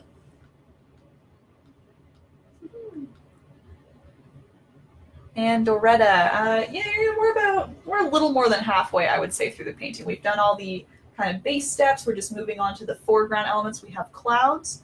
I'll be doing the white caps next, I guess, the foam parts of the water. And then we have some seagulls and a little dog bone and paw prints. So yeah. It was great, Lauren. Thank you for asking. It was honestly so much fun being able to paint with everybody on my birthday. So thanks to you and everyone else who came. It was really, really thrilling to be able to just, paint with a large group of people. Again, I love painting, and I think it's really cool to be able to paint with a large group as well. So it really was a special thing to do on my birthday. And yeah, I hung out with some friends virtually, of course, over Zoom. We played some nice online games together. That was lots of fun. Had some good food. Yeah. So it was really great considering it was spent in isolation. It was about as good as it could be. So thanks for asking. Awesome, Mark. I'm glad you're liking your clouds. Yeah, I do that all the time, Penny. That's why I keep saying they can be all different shapes, right? Like everyone always plays that game of like, what does that cloud look like? And it always looks like something different to everybody. And that's why I think it's cool that we can do lots of different shapes, because everyone sees different shapes in the clouds. And so why not have fun with it? Why not make them a little different than mine, right? And there's even clouds that, don't really have the puffy top. You can just make them kind of wispy. So you're welcome to use the technique that I taught you of just using that dry brushing technique and lightly wisping back and forth. If you want some more just kind of sheets of cloud, you can bring some from the side and just kind of wisp it in. Yeah, lots of different things you can do. Add some color to them. If anyone came, again, to the palm tree painting I did last Friday, we did kind of yellow-orange clouds. So it was like sunlight was hitting off of them. It was a nice kind of sunset look. Yeah, so there you go.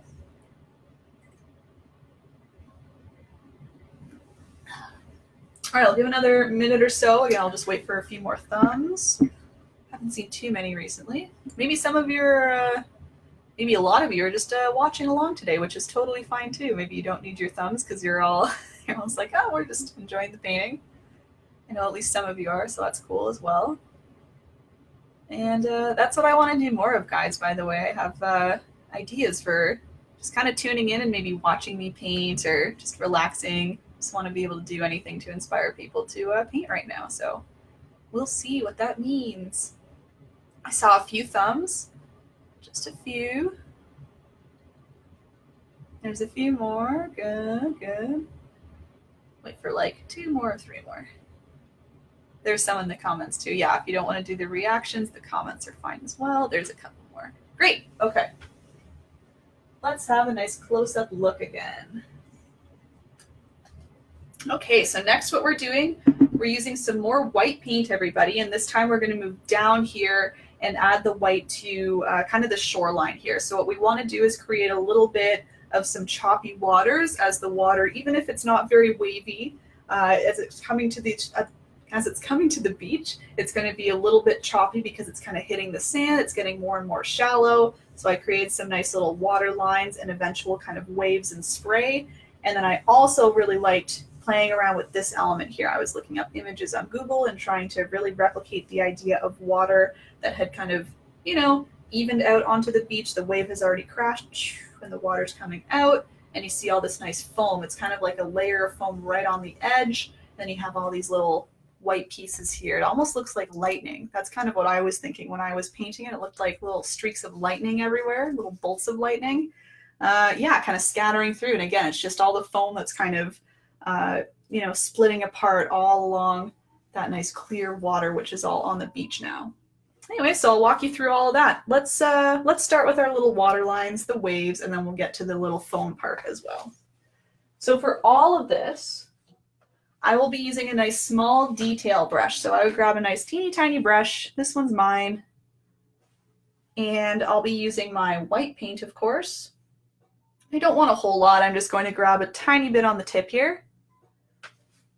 I wouldn't say I'm dry brushing again, but I'm just making sure I'm not going to be using big blobs of paint. I think it's helpful to use less paint for these steps, and you can always add more white if you need to brighten anything up or thicken anything up. And another thing I'm doing is I'm wiping my brush on the edge of my plate. Even though it is a detail brush, you can still kind of line up the bristles by wiping it. So I would suggest doing that so that you can get some nice thin lines. Because that's what we're starting with. We're going to start with some very thin lines, just kind of above the shoreline a little bit higher. So very lightly, I'm trying to use just a tiny amount of pressure, just kind of moving my brush along, creating these very, spacey, horizontal lines. I don't really want to stick to making any thick lines or solid lines right now. I'm just trying my best to actually lift the bristles as I go, kind of touching the canvas, lifting off, touching, lifting, touching, lifting. Just makes the lines look a little more delicate. It's like a little trick. If you keep gaps in your lines, it makes it look like, they're just too far away to see the full line. They're that thin that you can't see the full line. So that's my method. I just leave a few gaps here and there. It makes it look overall thinner and more delicate. So you can do some just horizontal ones. You can also do some kind of like our clouds that maybe are horizontal and then they have a little bump in the middle. I like those as if some waves are just kind of starting. It's getting just a little choppier. So very subtle though. You can see just a little wave here and there. Maybe I'll add a couple more just straight guys up here.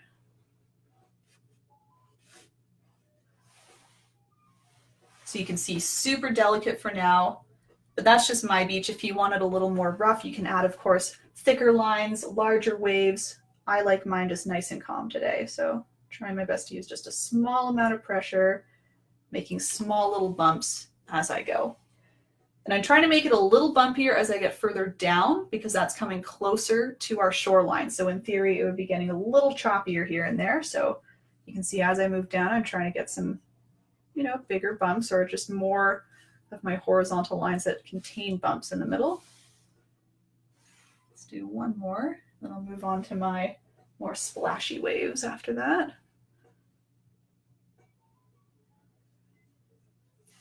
You'll notice I'm resting my fist on the canvas. I find that helps me steady myself. If anyone has shaky hands kind of like me, or they just have trouble kind of going all the way across in kind of a straight line, you can just rest your fist or rest your palm. That'll help steady everything. Okay, so that's enough for me. Again, I leave it very delicate, not a whole lot going on there. Now what you can do the same thing, just a little less delicate. You can make some bigger bumps, and we're going to be adding some little dots of white. So I'm looking at that, kind of the bigger waves. So I'll be doing some bigger, still doing some horizontal lines. I'll be doing some larger bumps this time. And then what I'll be doing is kind of filling them in with some white dots to make it look like it's kind of spray. So you can see already it looks a little thicker. You just use more pressure to thicken it up. And then what I do is I take a little more white on my brush and I just kind of tap, especially near the tops of my little bumps, just to make it look like there's a little more foam up there. So I'm kind of thickening it up just on the tops where the nice little foam would be, where the nice white cap would be. And then very tiny detail, I try and add a few little dots just above. See that? It looks like it's kind of spraying off. It looks like the little ocean spray. Even on these little waves, right? It needs a little bit of spray. You can dot those along the line if you want, or just kind of above the line. There we go. So that's what a nice close-up looks like. And then pulled back, what that looks like is just kind of a small little wave kind of coming towards the shore. It's growing a little bit. It's starting to roll a little bit with all that little spray coming off.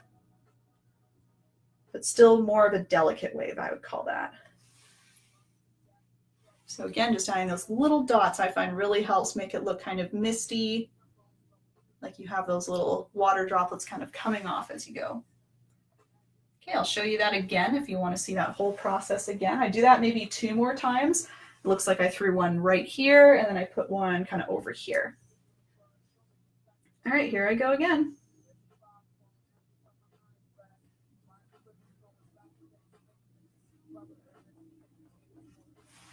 Starting with my usual straight line, bumpy middle. Very similar to clouds, really. Just a little less of the swirling, more of a dotting, I would say. So I'm dotting on some white kind of in the middles a little bit, kind of filling up those bumpy middles. So I'm kind of flattening, just like my clouds, I'm kind of flattening the bottom a little bit just by filling up with those little white dots. And I dot rather than fill in because I like to see a little bit of blue here and there. It makes it look like it's just less solid. Again, those white caps you might be able to see a little bit through. And then once again, I'm just dotting along those tops just to give it a little ocean spray look. See that there? Maybe one or two just off to the side, why not? Cool.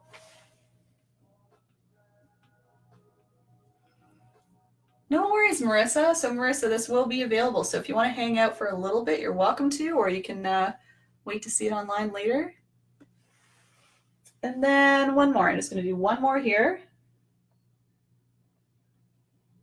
Let's make this a bigger one. I'm going to do some just slightly bigger bumps. Still going to be small, but just bigger compared to our others.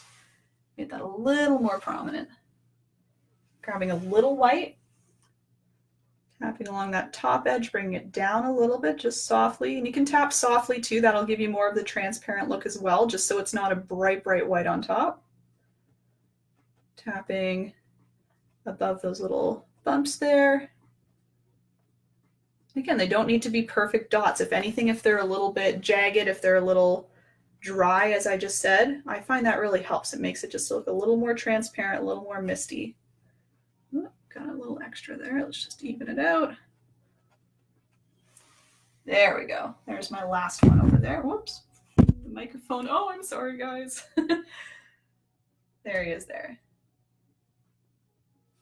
Okay, so pulled back. That's what it's looking like. You can see very similar to my one in the background. Looks like I extended those maybe a little bit more. So if you want to lengthen them a little, you certainly can. Again, you can dry brush or just use a little bit of paint on your brush. Both of those will work.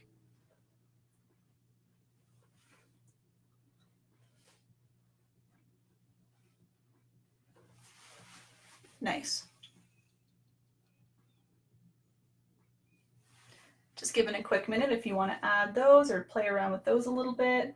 Then we're going to move on to kind of the transparent water that's on our beach.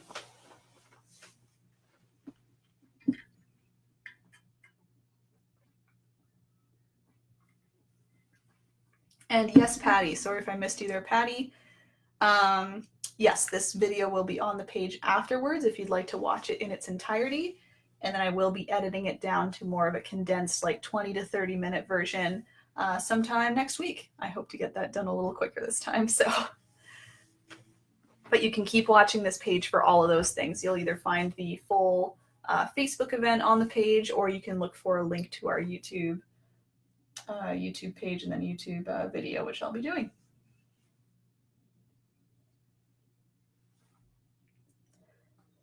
Okay, I'll wait for a couple more thumbs. So again, for those painting, if you want to throw some thumbs ups whenever you're ready, just so I know we're all staying on pace here. Again, I'm very flexible. I'm happy to wait a couple extra minutes if you need it. So far, I think you've all been keeping up very, very well. Here they come. Awesome. Okay. All right, so let's talk a little more about this transparent water here, like the wave that has crashed and it's kind of leaving behind this little foam here. Thanks, guys. I see you're all ready. So what I did here is I like to start with kind of the edge of this foam so you can see how kind of jagged it is. I really like to go down, back up, down, up, down, up, down, up, down, up, down. You know, just to really play with the overall shape of it and the overall look. Again, it's as if maybe a wave has really crashed a little later over here. There's lots of water. This one maybe is like pulling back over here. You know, just like at the beach, you see all these different layers of water from all the different waves that are coming in at different times. So what I do is I use just a little bit of white. I kind of tap all the way around, and then that way you get more of this rounded look. So rather than swirling, again, I'm tapping this time. And then what I do is I go back in with just a little bit of white paint. We want a little bit so it stays transparent. And I had all these little lines. So this part was really soothing for me once I kind of figured out, you know, what I wanted to do. It took a little bit of time, but you kind of get lost in it. You're just, again, not trying to think too hard about where your lines are going. You're just kind of using the technique, which I'll teach you, just kind of connecting things, filling up the space as you like, and then you'll kind of pull back and be like, oh, dang, I did that. Look at that. Yeah, it's kind of a cool look this gives. So let's start off here with a little more white paint on our tiny, tiny brush here. And again, I'll start with the kind of edge of the foam, which I pointed out. So I'm starting anywhere below our little shoreline here, so anywhere just below. And I'm going to now tap with my brush. Just very, very jagged. I'm kind of going up, down, kind of like our clouds, doing that whole up, down as I go down. So I'm not just going straight down. You can see I'm trying to tap up, down, to get lots of different edges, roundish edges all the way around. I'll start to come back up. I'm going to not even look at, and try not to look at the one behind me, so I'm not concentrating on replicating it exactly, but just trying to show you that it really doesn't matter to get it exactly the same. Each wave and each beach is going to be a little bit different. You can kind of go again straight up. You can do more of an angle up. All of that works. So making it all a little bit different as it goes. This one will keep a little closer to the shoreline. And you can see I'm just grabbing little amounts of paint. I wouldn't say I'm blobbing the paint on. I'm just grabbing small amounts. And I'm very quickly tapping very close together. Tap, tap, tap, tap, tap, tap, tap, tap, tap, tap. So it is kind of creating a solid line, but with all the taps, it's messing up that solid line. You can see all these nice round edges in there. And again, because the paint keeps running out, it becomes a little bit softer in certain areas, a little brighter in certain areas. And I will let you know that in the painting behind me, I did go in a second time after just to brighten this up a bit. So if you're worried about how transparent some areas are looking, just know that I will be bringing us back to this area so we can do a second coat of white. Because I really liked how this edge looks a little brighter than any of the other white that we add. I think that was important. I thought that was important when I was doing this, to really brighten up this edge of foam here and then keep the other edges transparent, or the other insides a little more transparent. Okay, so I'm going to bring it up. So again, the less you think about it, the better. Just nice and messy, rounded edges. So again, some of this is being pulled in. Some of this looks like maybe it's a fresh wave that just crashed. Let's have a look and compare. Yeah, a little different. Oh, dang. I did that very similar considering I wasn't looking at it. Huh. Okay, cool. It's almost as if I've done it before. Awesome, Marissa. I'll see you Sunday. And yes, you can watch for the video. It'll be up right after I'm done, so probably in about half an hour-ish. Maybe an hour. Won't be an hour. What am I saying? Depends how long I hang out for after I'm done the steps. Steps will be done in like half an hour probably. So again, just another close-up if you want to see.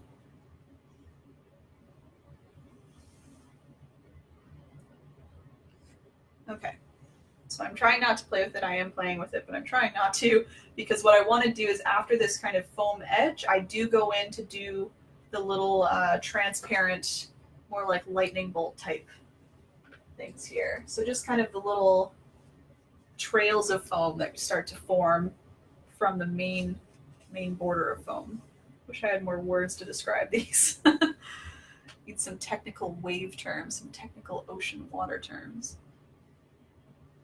Okay, so I'm going to be working on these little guys here. Anything above the border that's kind of coming to the edge of the shoreline here.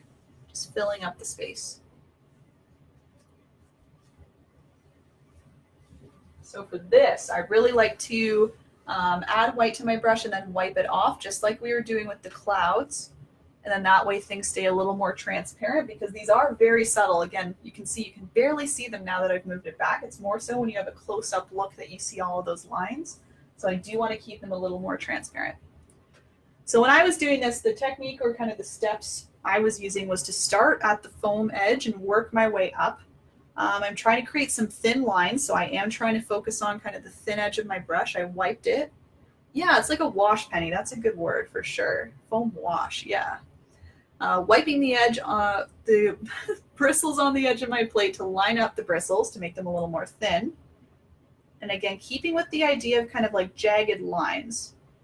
I'm not doing any straight lines. I'm just kind of wiggling my brush as I maybe move up closer to the shoreline there, doing some quick edges, doing some curved edges, anything like that.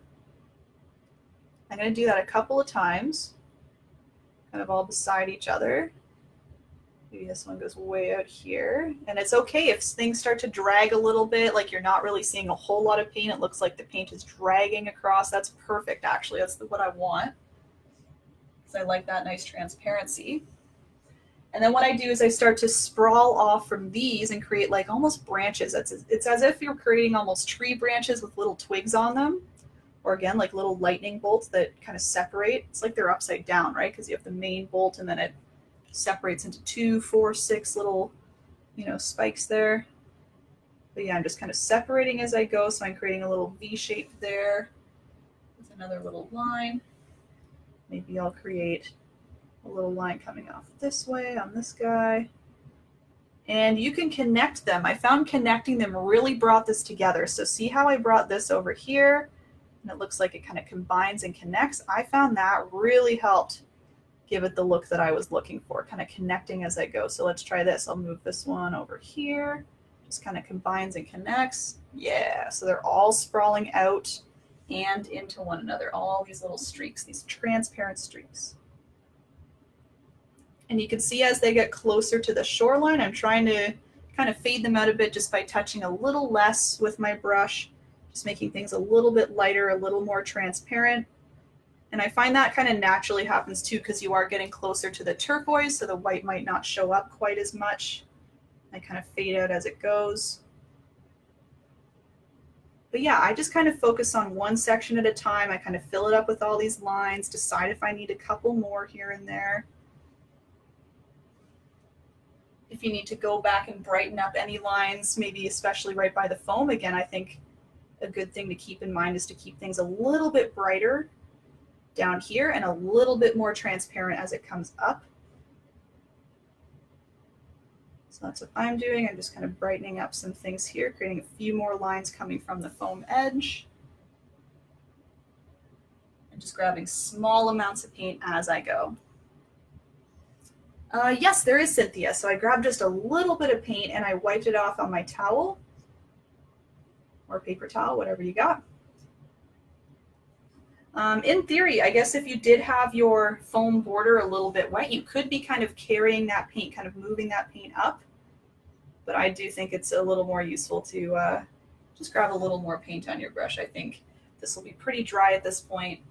Might be a little hard to move around. All right, so again, I'm just kind of brightening up a few more here, just right at the base. So at the base, I mean right here by the foam, just to make it a little more apparent that they're there, and then transparent up top. Okay. And I think I'm liking what I've got there. I'm gonna add one more, and then I'm gonna go on to the next area. And there's no reason you can't just work all the way across. I just personally think it's a little less overwhelming to like look at one area at a time. So I'm not like looking here and going, oh, I gotta go over here, gotta go over here. I'm just kind of saying, all right, this one is nice. Now I go to this pocket over here, Just one little step at a time. And just again, as a reminder, I will be going back and brightening up this foam here, this nice border. I found that really helped bring it all together. It made it a little bit fluffier down here, and it kind of almost hid my little markings, the little wash markings, a little bit better, because when you brighten up something, it makes everything else kind of fade away a little bit more. So if you're thinking that your little wash marks are looking a little bit bright right now, I think they will dim down a little bit as we add more to our foam border.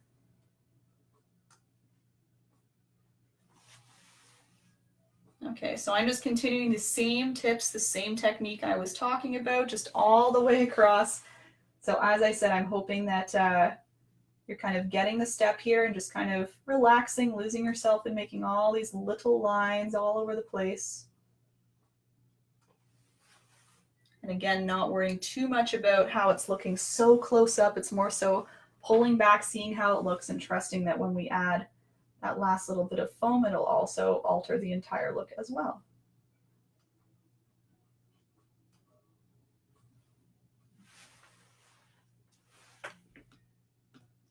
Yes, Charlene, for sure. So just trying not to hit the mic there. There's a nice close-up.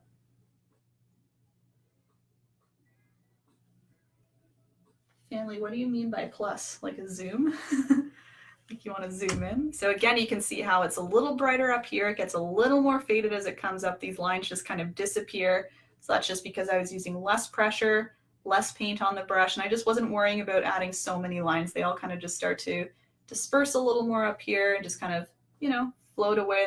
They're kind of just ending wherever they want.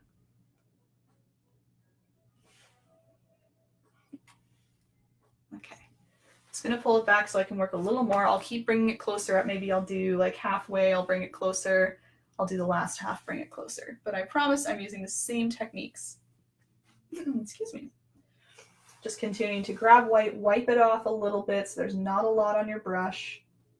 If you add a little too much, you can even tap it off a bit. You saw me tapping with my finger there, it just fades it out a bit more. Otherwise, just dragging the brush along, trying to just kind of scrape a little amount of white off. Thinking of these as kind of tree branches, all kind of crossing over, connecting with one another. Thanks, Penny. Have a good night. Thanks for coming. I assume you'll be looking for this a little later. So yeah, you can pop on the page tomorrow morning and it'll be all ready for you to go.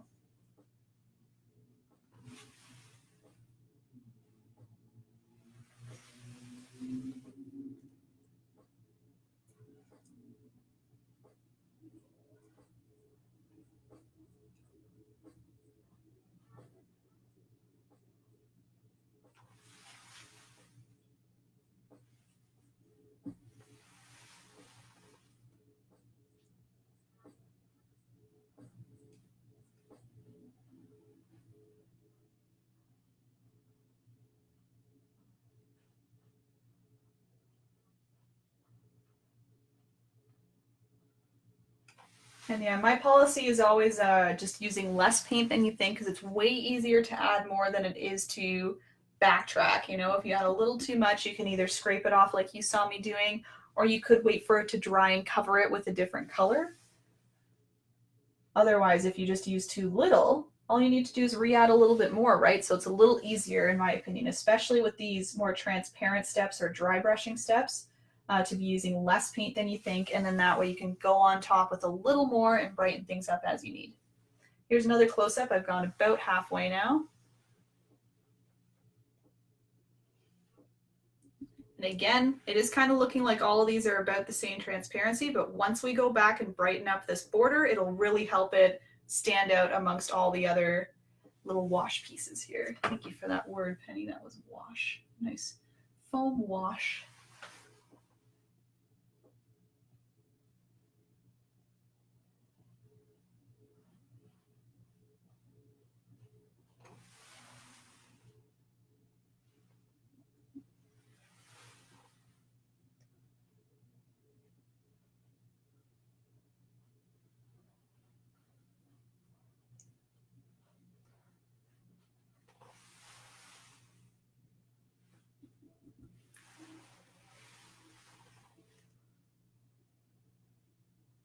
And if I didn't mention as well, all of these lines don't need to make their way up to the top. You could end some off without them ever reaching the top if you want to just leave them, you know, anywhere amongst the other little foam bits.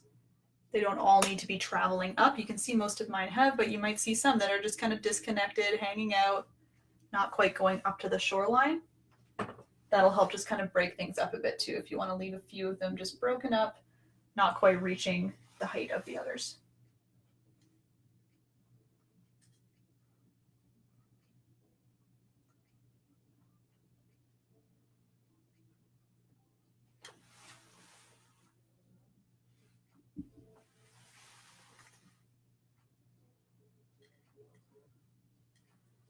And again, it's important to be patient with this process in particular. I don't think there's really a good fast track way to do this. It really is a lot of just small little details, doing small little strokes with your brush, using a little bit of pressure, dragging the paint. Dry brushing is never quick because you're not using a lot of paint, right? So that makes total sense. You're using less paint, you're trying to scrape it off, just trying to you know, make it look nice and subtle, and that just takes a little extra work rather than adding quick little streaks of color. So just keep reminding yourself of that, just a little bit of patience here and there. That's really all you need sometimes.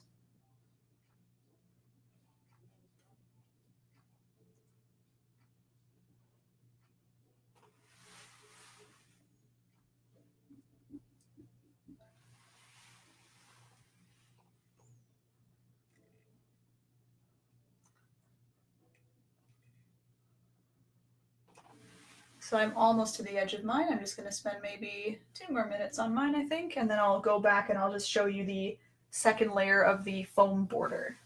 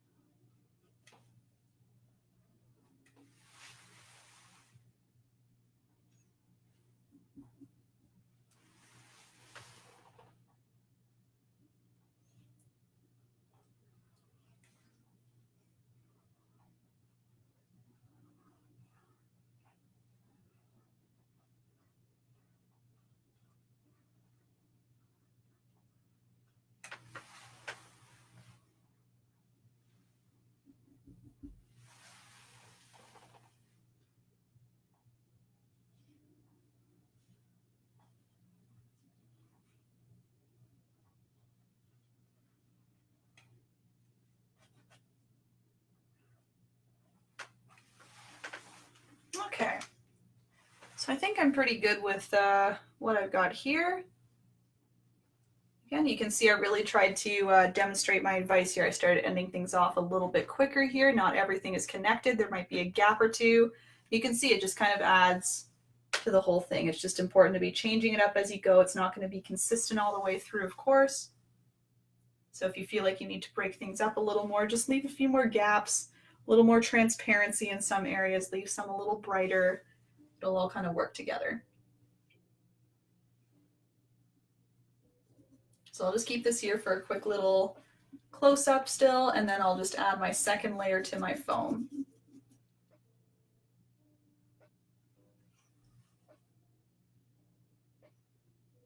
Okay, so second layer to the foam, there's nothing special about it. It's literally adding the same technique, a different layer on top of what you have. So I'm still using a small amount of white paint.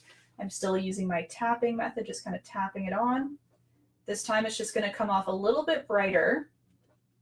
And I think the tendency, because you're adding a second layer and because you're not sticking to, you know, clean lines, you're doing this tapping method, and naturally I think it'll become a little bit wider, a little bit thicker, which is great. I do want mine to be a little bit wider than when I initially made it. So I'm just tapping along that same edge that I've already created, and I'll give you a nice close-up so you can see a difference, how much brighter it is, how it's thickened up a little bit. And even more so, because I'm adding another layer of taps, it almost softens it a bit because my bristles are kind of working on the edges a little bit more, maybe softening it up a little bit more rather than the little bit harsher edge that I initially created. So a nice big difference there. And again, you can kind of see how this bright white draws your eye away from all of the other little white streaks in the wash area. And that's exactly what I predicted.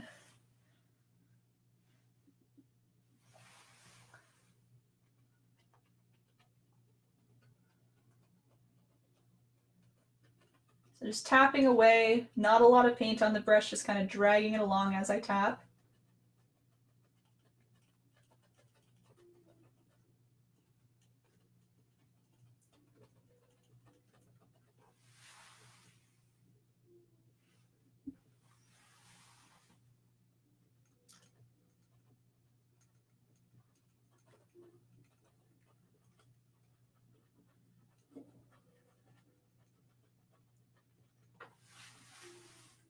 You can really see a difference now. I'm about halfway across.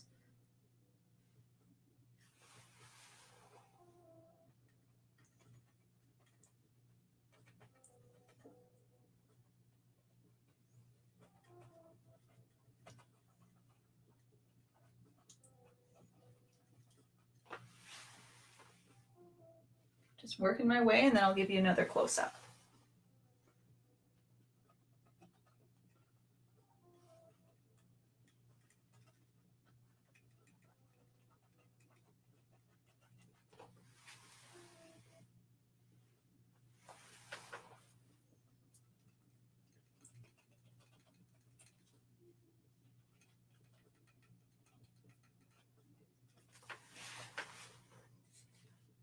Okay, so have a look at that. So you can really see, again, because it's more of a brighter edge, a little bit thicker now, it almost makes these little guys appear even thinner, even more transparent.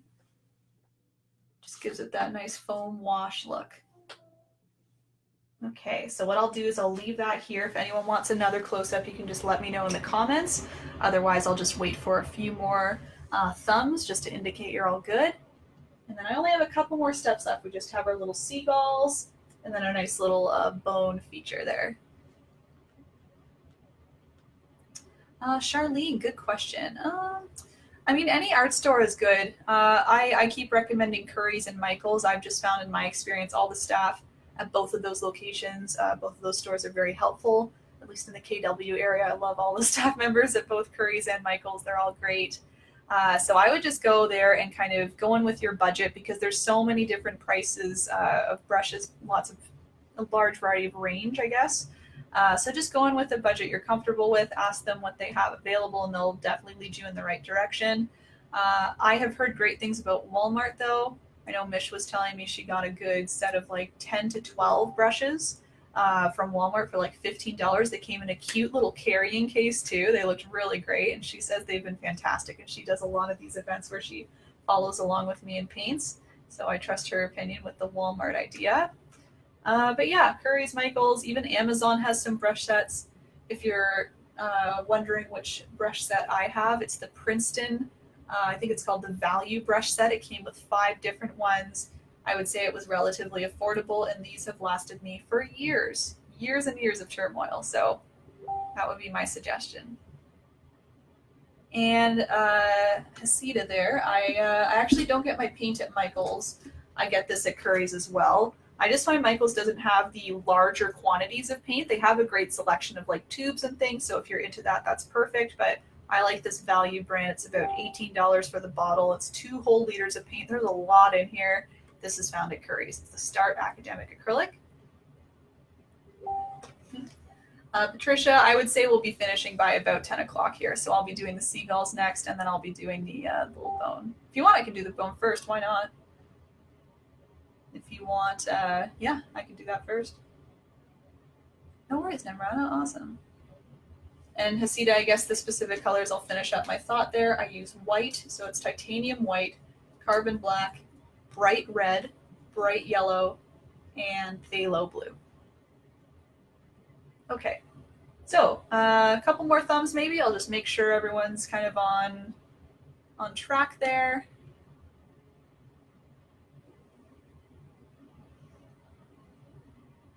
The easel?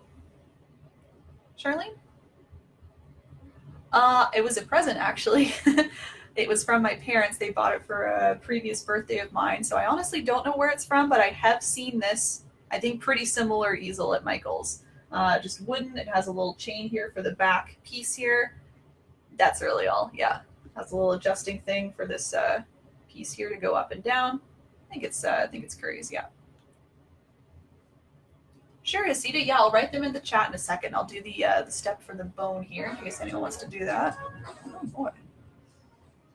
And then we can talk a little more about paint and stuff. So I'm going to keep using this tiny detail brush, everybody. Just grabbing some white paint. What I'm going to do is I'm going to paint the bone first. I'll go up to the seagulls to let the white dry, and then we're going to pile on some brown for the little piece of sand on top, or a little pile of sand, and of course the little paw prints. So my bone, it kind of sticks out on an angle here.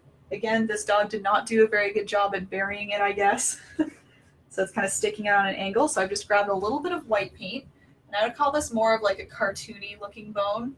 I wasn't looking up pictures of bones online at all. I just kind of used my memory of, you know, what a nice little cartoon bone looks like. So I started with 2 angled lines. Mine is again angling off to the right. I keep them close together so it's a nice little thin part of the bone. And then just like, you know, in cartoons, it has the two little, I mean, real bones too, but I mean, this is very clean lines here. I'm not making a jagged looking bone or anything. It's a very cartoon looking dog bone. Doing kind of like 2 circles on either side. So it creates that nice rounded end here. So the 2 circles that kind of come on either side, they join together in the middle. 1, 2. I'm trying to keep them even, so I'm just adding a little more white to try and round them out a bit more.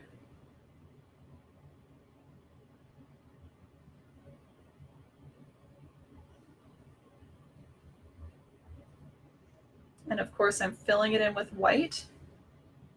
So see that? It just looks like it's kind of poking out there. Doesn't look quite like it's buried yet because we haven't added the brown, but just starting with the bone. And if it helps you to kind of tilt it like this so you can kind of line up the circles so that it makes sense that the circles are kind of tilted as well. You know what I mean? Like you're going to make the left hand a little higher, the right one a little lower because it's following the angle, right? Like that, rather than making them even on the top. You want to follow along with the angle like that.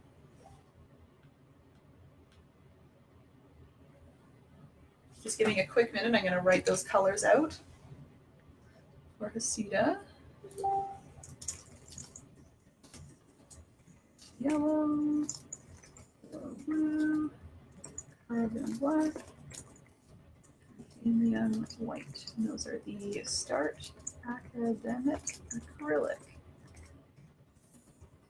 curries. Okay, so Hasida, I just put a little comment from myself there with all of the paint colors. So if you want to copy and paste it or do a little screenshot, that's perfect. Lori says Michaels has easels for 40% off right now, so that's great. I know they definitely have more like steel easels rather than wooden ones. I haven't seen wooden, but maybe they're around. I just don't usually see them set up and displayed, whereas curries, they're usually set up and displayed. Very easy to see. Terry got her easel at Walmart. There you go, Bridget. Yeah. They're great birthday presents. Okay, so as our bone is drying here, I just want to make sure it's a little more dry before we pile some brown on top. I'm going to go up to our little seagull friends, which once again are using white paint in our tiny little detail brush here. So I'm just once again grabbing a little white, wiping on the edge of my plate just to kind of line up the bristles because our seagulls are very teeny tiny. They're very small. What I did for my seagulls is I just used plain white to shape out the seagull.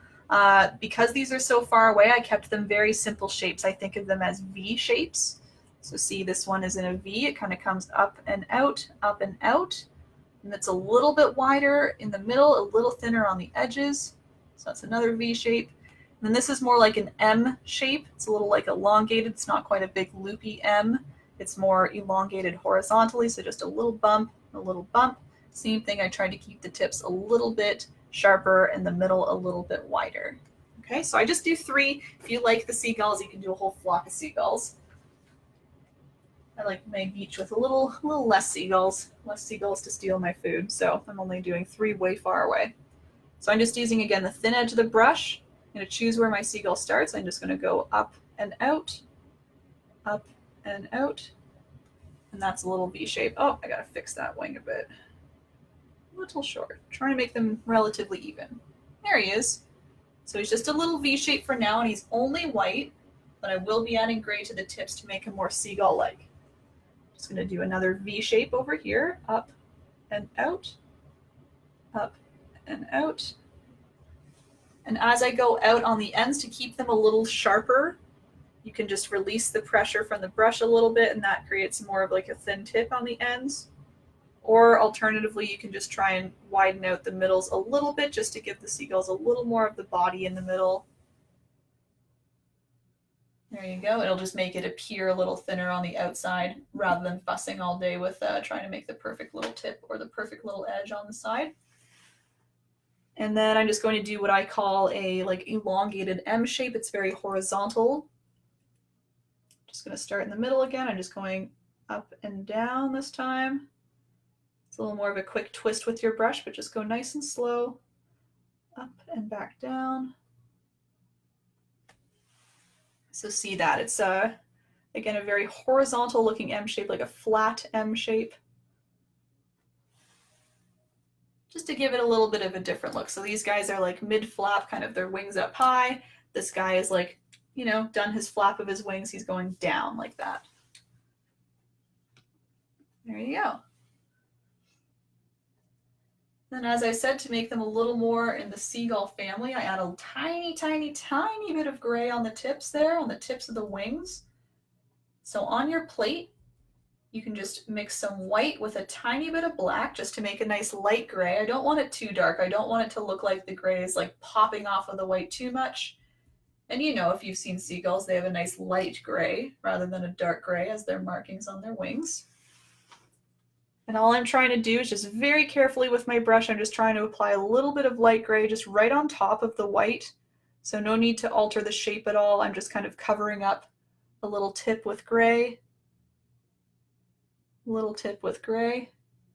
So again, you can barely see it, but just for the viewer, if they're coming nice and close to your painting, they'll see this nice tiny little detail. That needs a little more gray on top. If you have a little too much gray, you can always go back with some white and cover that up a little more once the gray dries. So no worries if it comes in a little too far for your liking.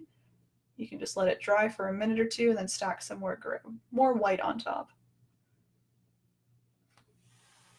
There, I think that just adds a little extra detail to them, makes them a little more seagull-like again, even though when you pull it back you can barely see. I think it just adds that nice little detail. It really tells the viewer it's a seagull.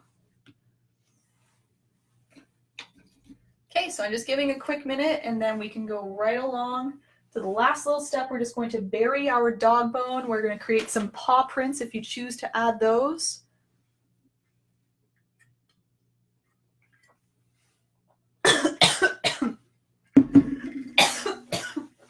I'm good.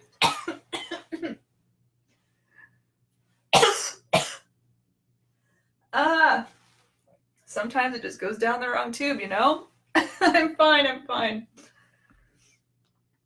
Let's see some thumbs if you're all ready.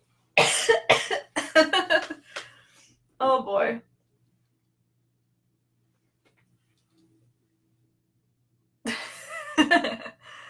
Eek. There's some. Let's get this last step out before I choke on my water more. There's a couple, there's a couple. Awesome. Okay. Oh my goodness. All right, let's talk about the sand. Oh geez. Oh, I'm fine, Charlene. Thank you. This is just common occurrence when I'm drinking water or anything. It's okay. So everybody, I'm just going to add some darker sand color. So if you have any remaining brown on your plate, even if it's the smallest of, excuse me, the smallest amount of brown, you can add a little bit of water to it with your brush and kind of mix it on top, and that'll help reactivate it a bit. And you can either use the plain brown, or you can use brown with just a little bit of white in there, just to lighten it a little bit. It'll depend how dark your brown is. Whoa, I'm really going here. It'll depend how dark your brown is. You can lighten it up a little bit or keep it really dark just to really contrast against your sand. So I'm just going to start with burying the bone. It's just literally tapping this color on top of your bone on the bottom here. And then I'll teach you what I did for the paw prints. Oh boy. Oh, okay. I can see again. It's all good.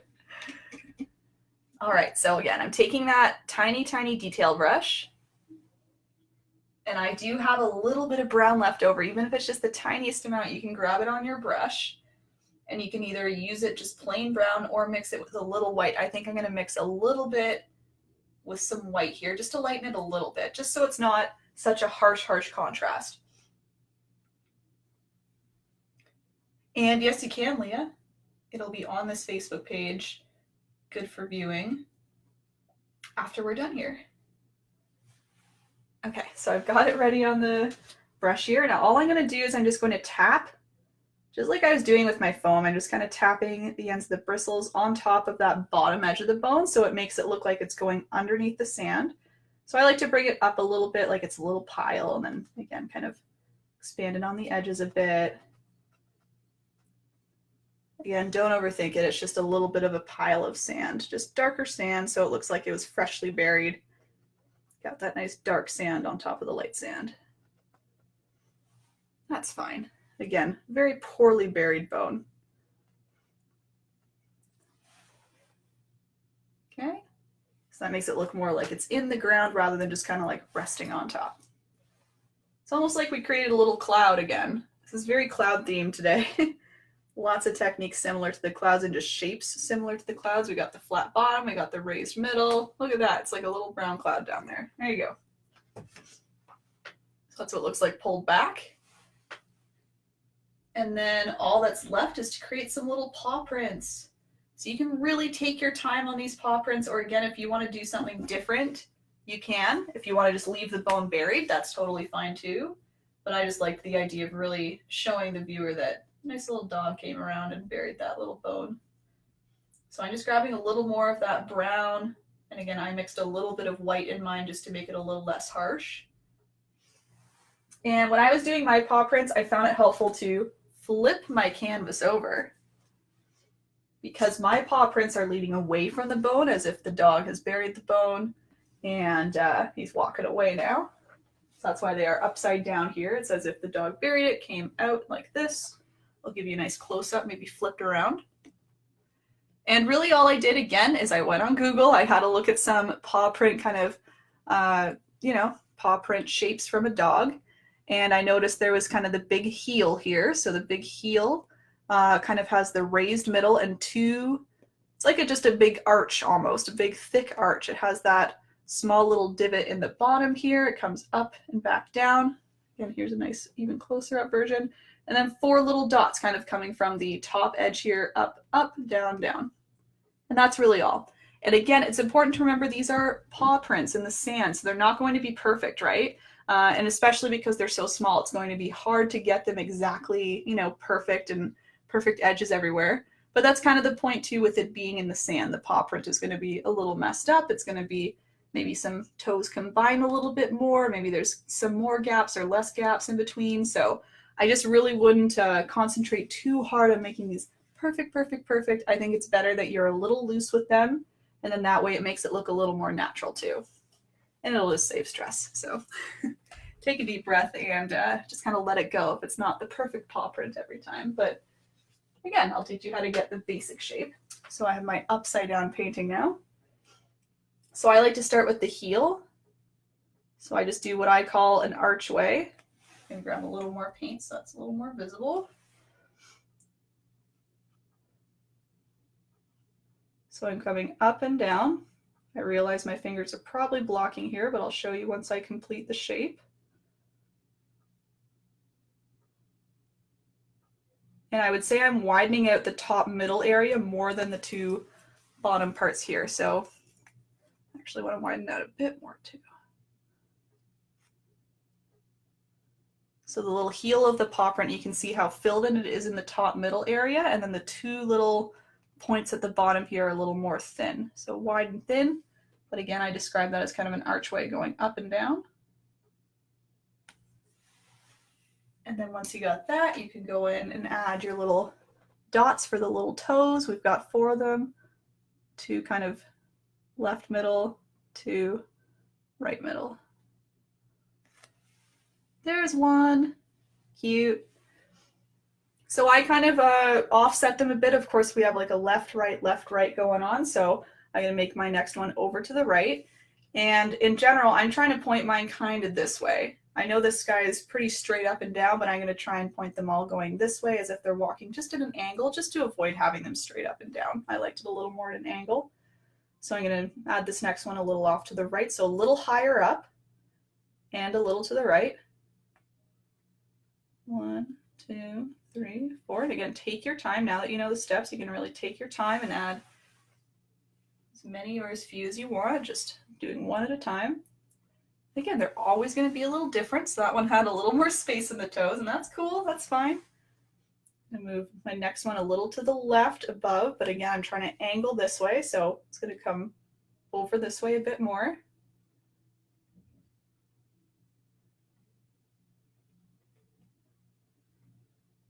One, two, three, four. There's another one.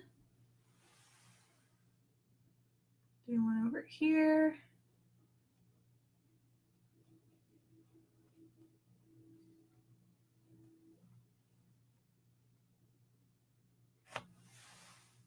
There he is. And again, you can see they're all a little bit different. Some of them have wider heels.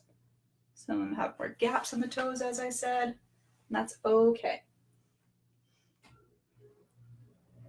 I think I'll fit probably 2 more on here personally. So I have 1, 2, 3. Yeah, and I added 6 to my other one too, so that worked out well. I'm gonna add about 6 on here. 6 prints, 3 on each side.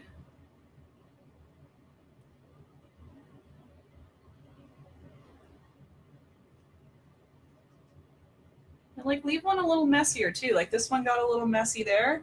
I'm just gonna leave it because again, I think it just adds to the look of like the sand kind of interfering with the perfect paw print. I really like that it just messes up here and there. Again, I know there's a nice happy medium though between making them look like paw prints versus just holes in the sand.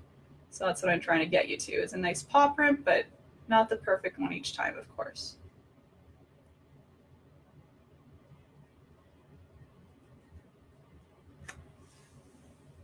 Ta-da!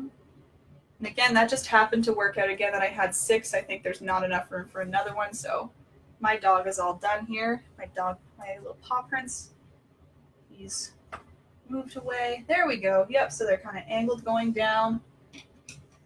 And yeah, those little paw prints are the final step. Patricia, thanks for being... Oh, no worries, Patricia. No, that's the whole point. I want to make sure we're all caught up and on the same page here.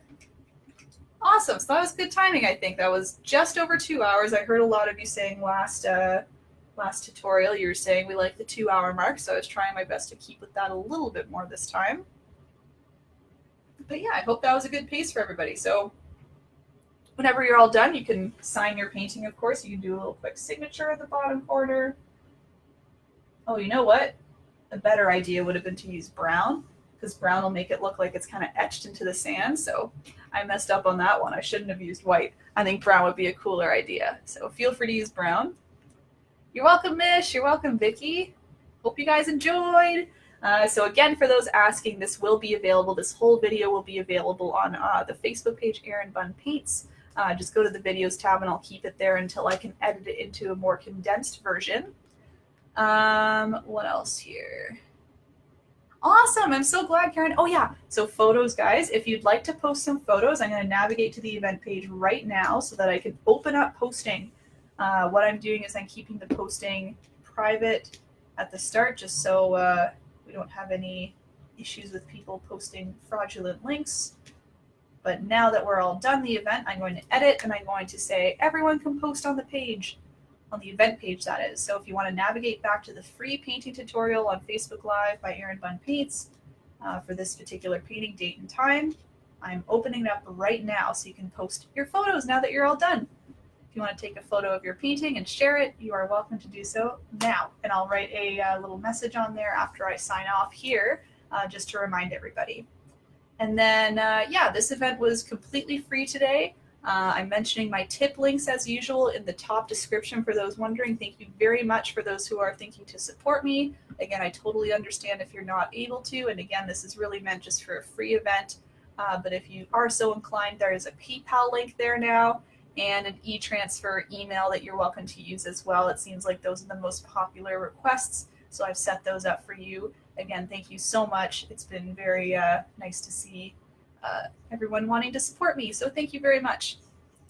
And yeah, I'll see you all on Sunday. You're welcome, Sharon. I'll see you on Sunday, Mish. You're welcome, Terry. And Lori, I'll see you Sunday as well. You're welcome. Christine, you're welcome. Terry, Pina, Nicole, Teresa, Marlene, Laura, Sharon, Asita, you're welcome. Oh, and thank you. It's like birthday week, I guess. I'm still getting happy birthdays. That's cool. And see you Sunday too. Again, for those who didn't see the Sunday painting, oh my gosh, it's right here. I'm very excited for it. There you go. See you Sunday, Carol. Yes. Peanut Barb. Lauren, you sure could.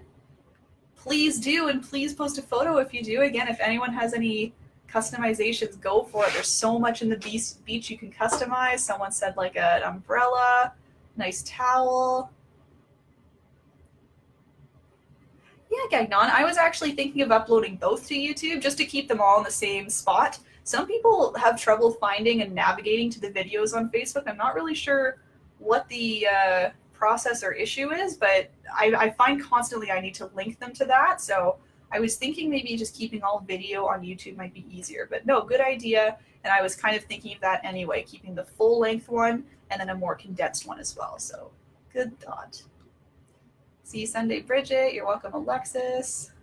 Thanks for the little paw print emoji, Julie. Thanks, Charlene. You're welcome, Melanie. Shauna, you're very welcome. And Deepa, you're welcome. I'll see you on Sunday. Cool. Okay.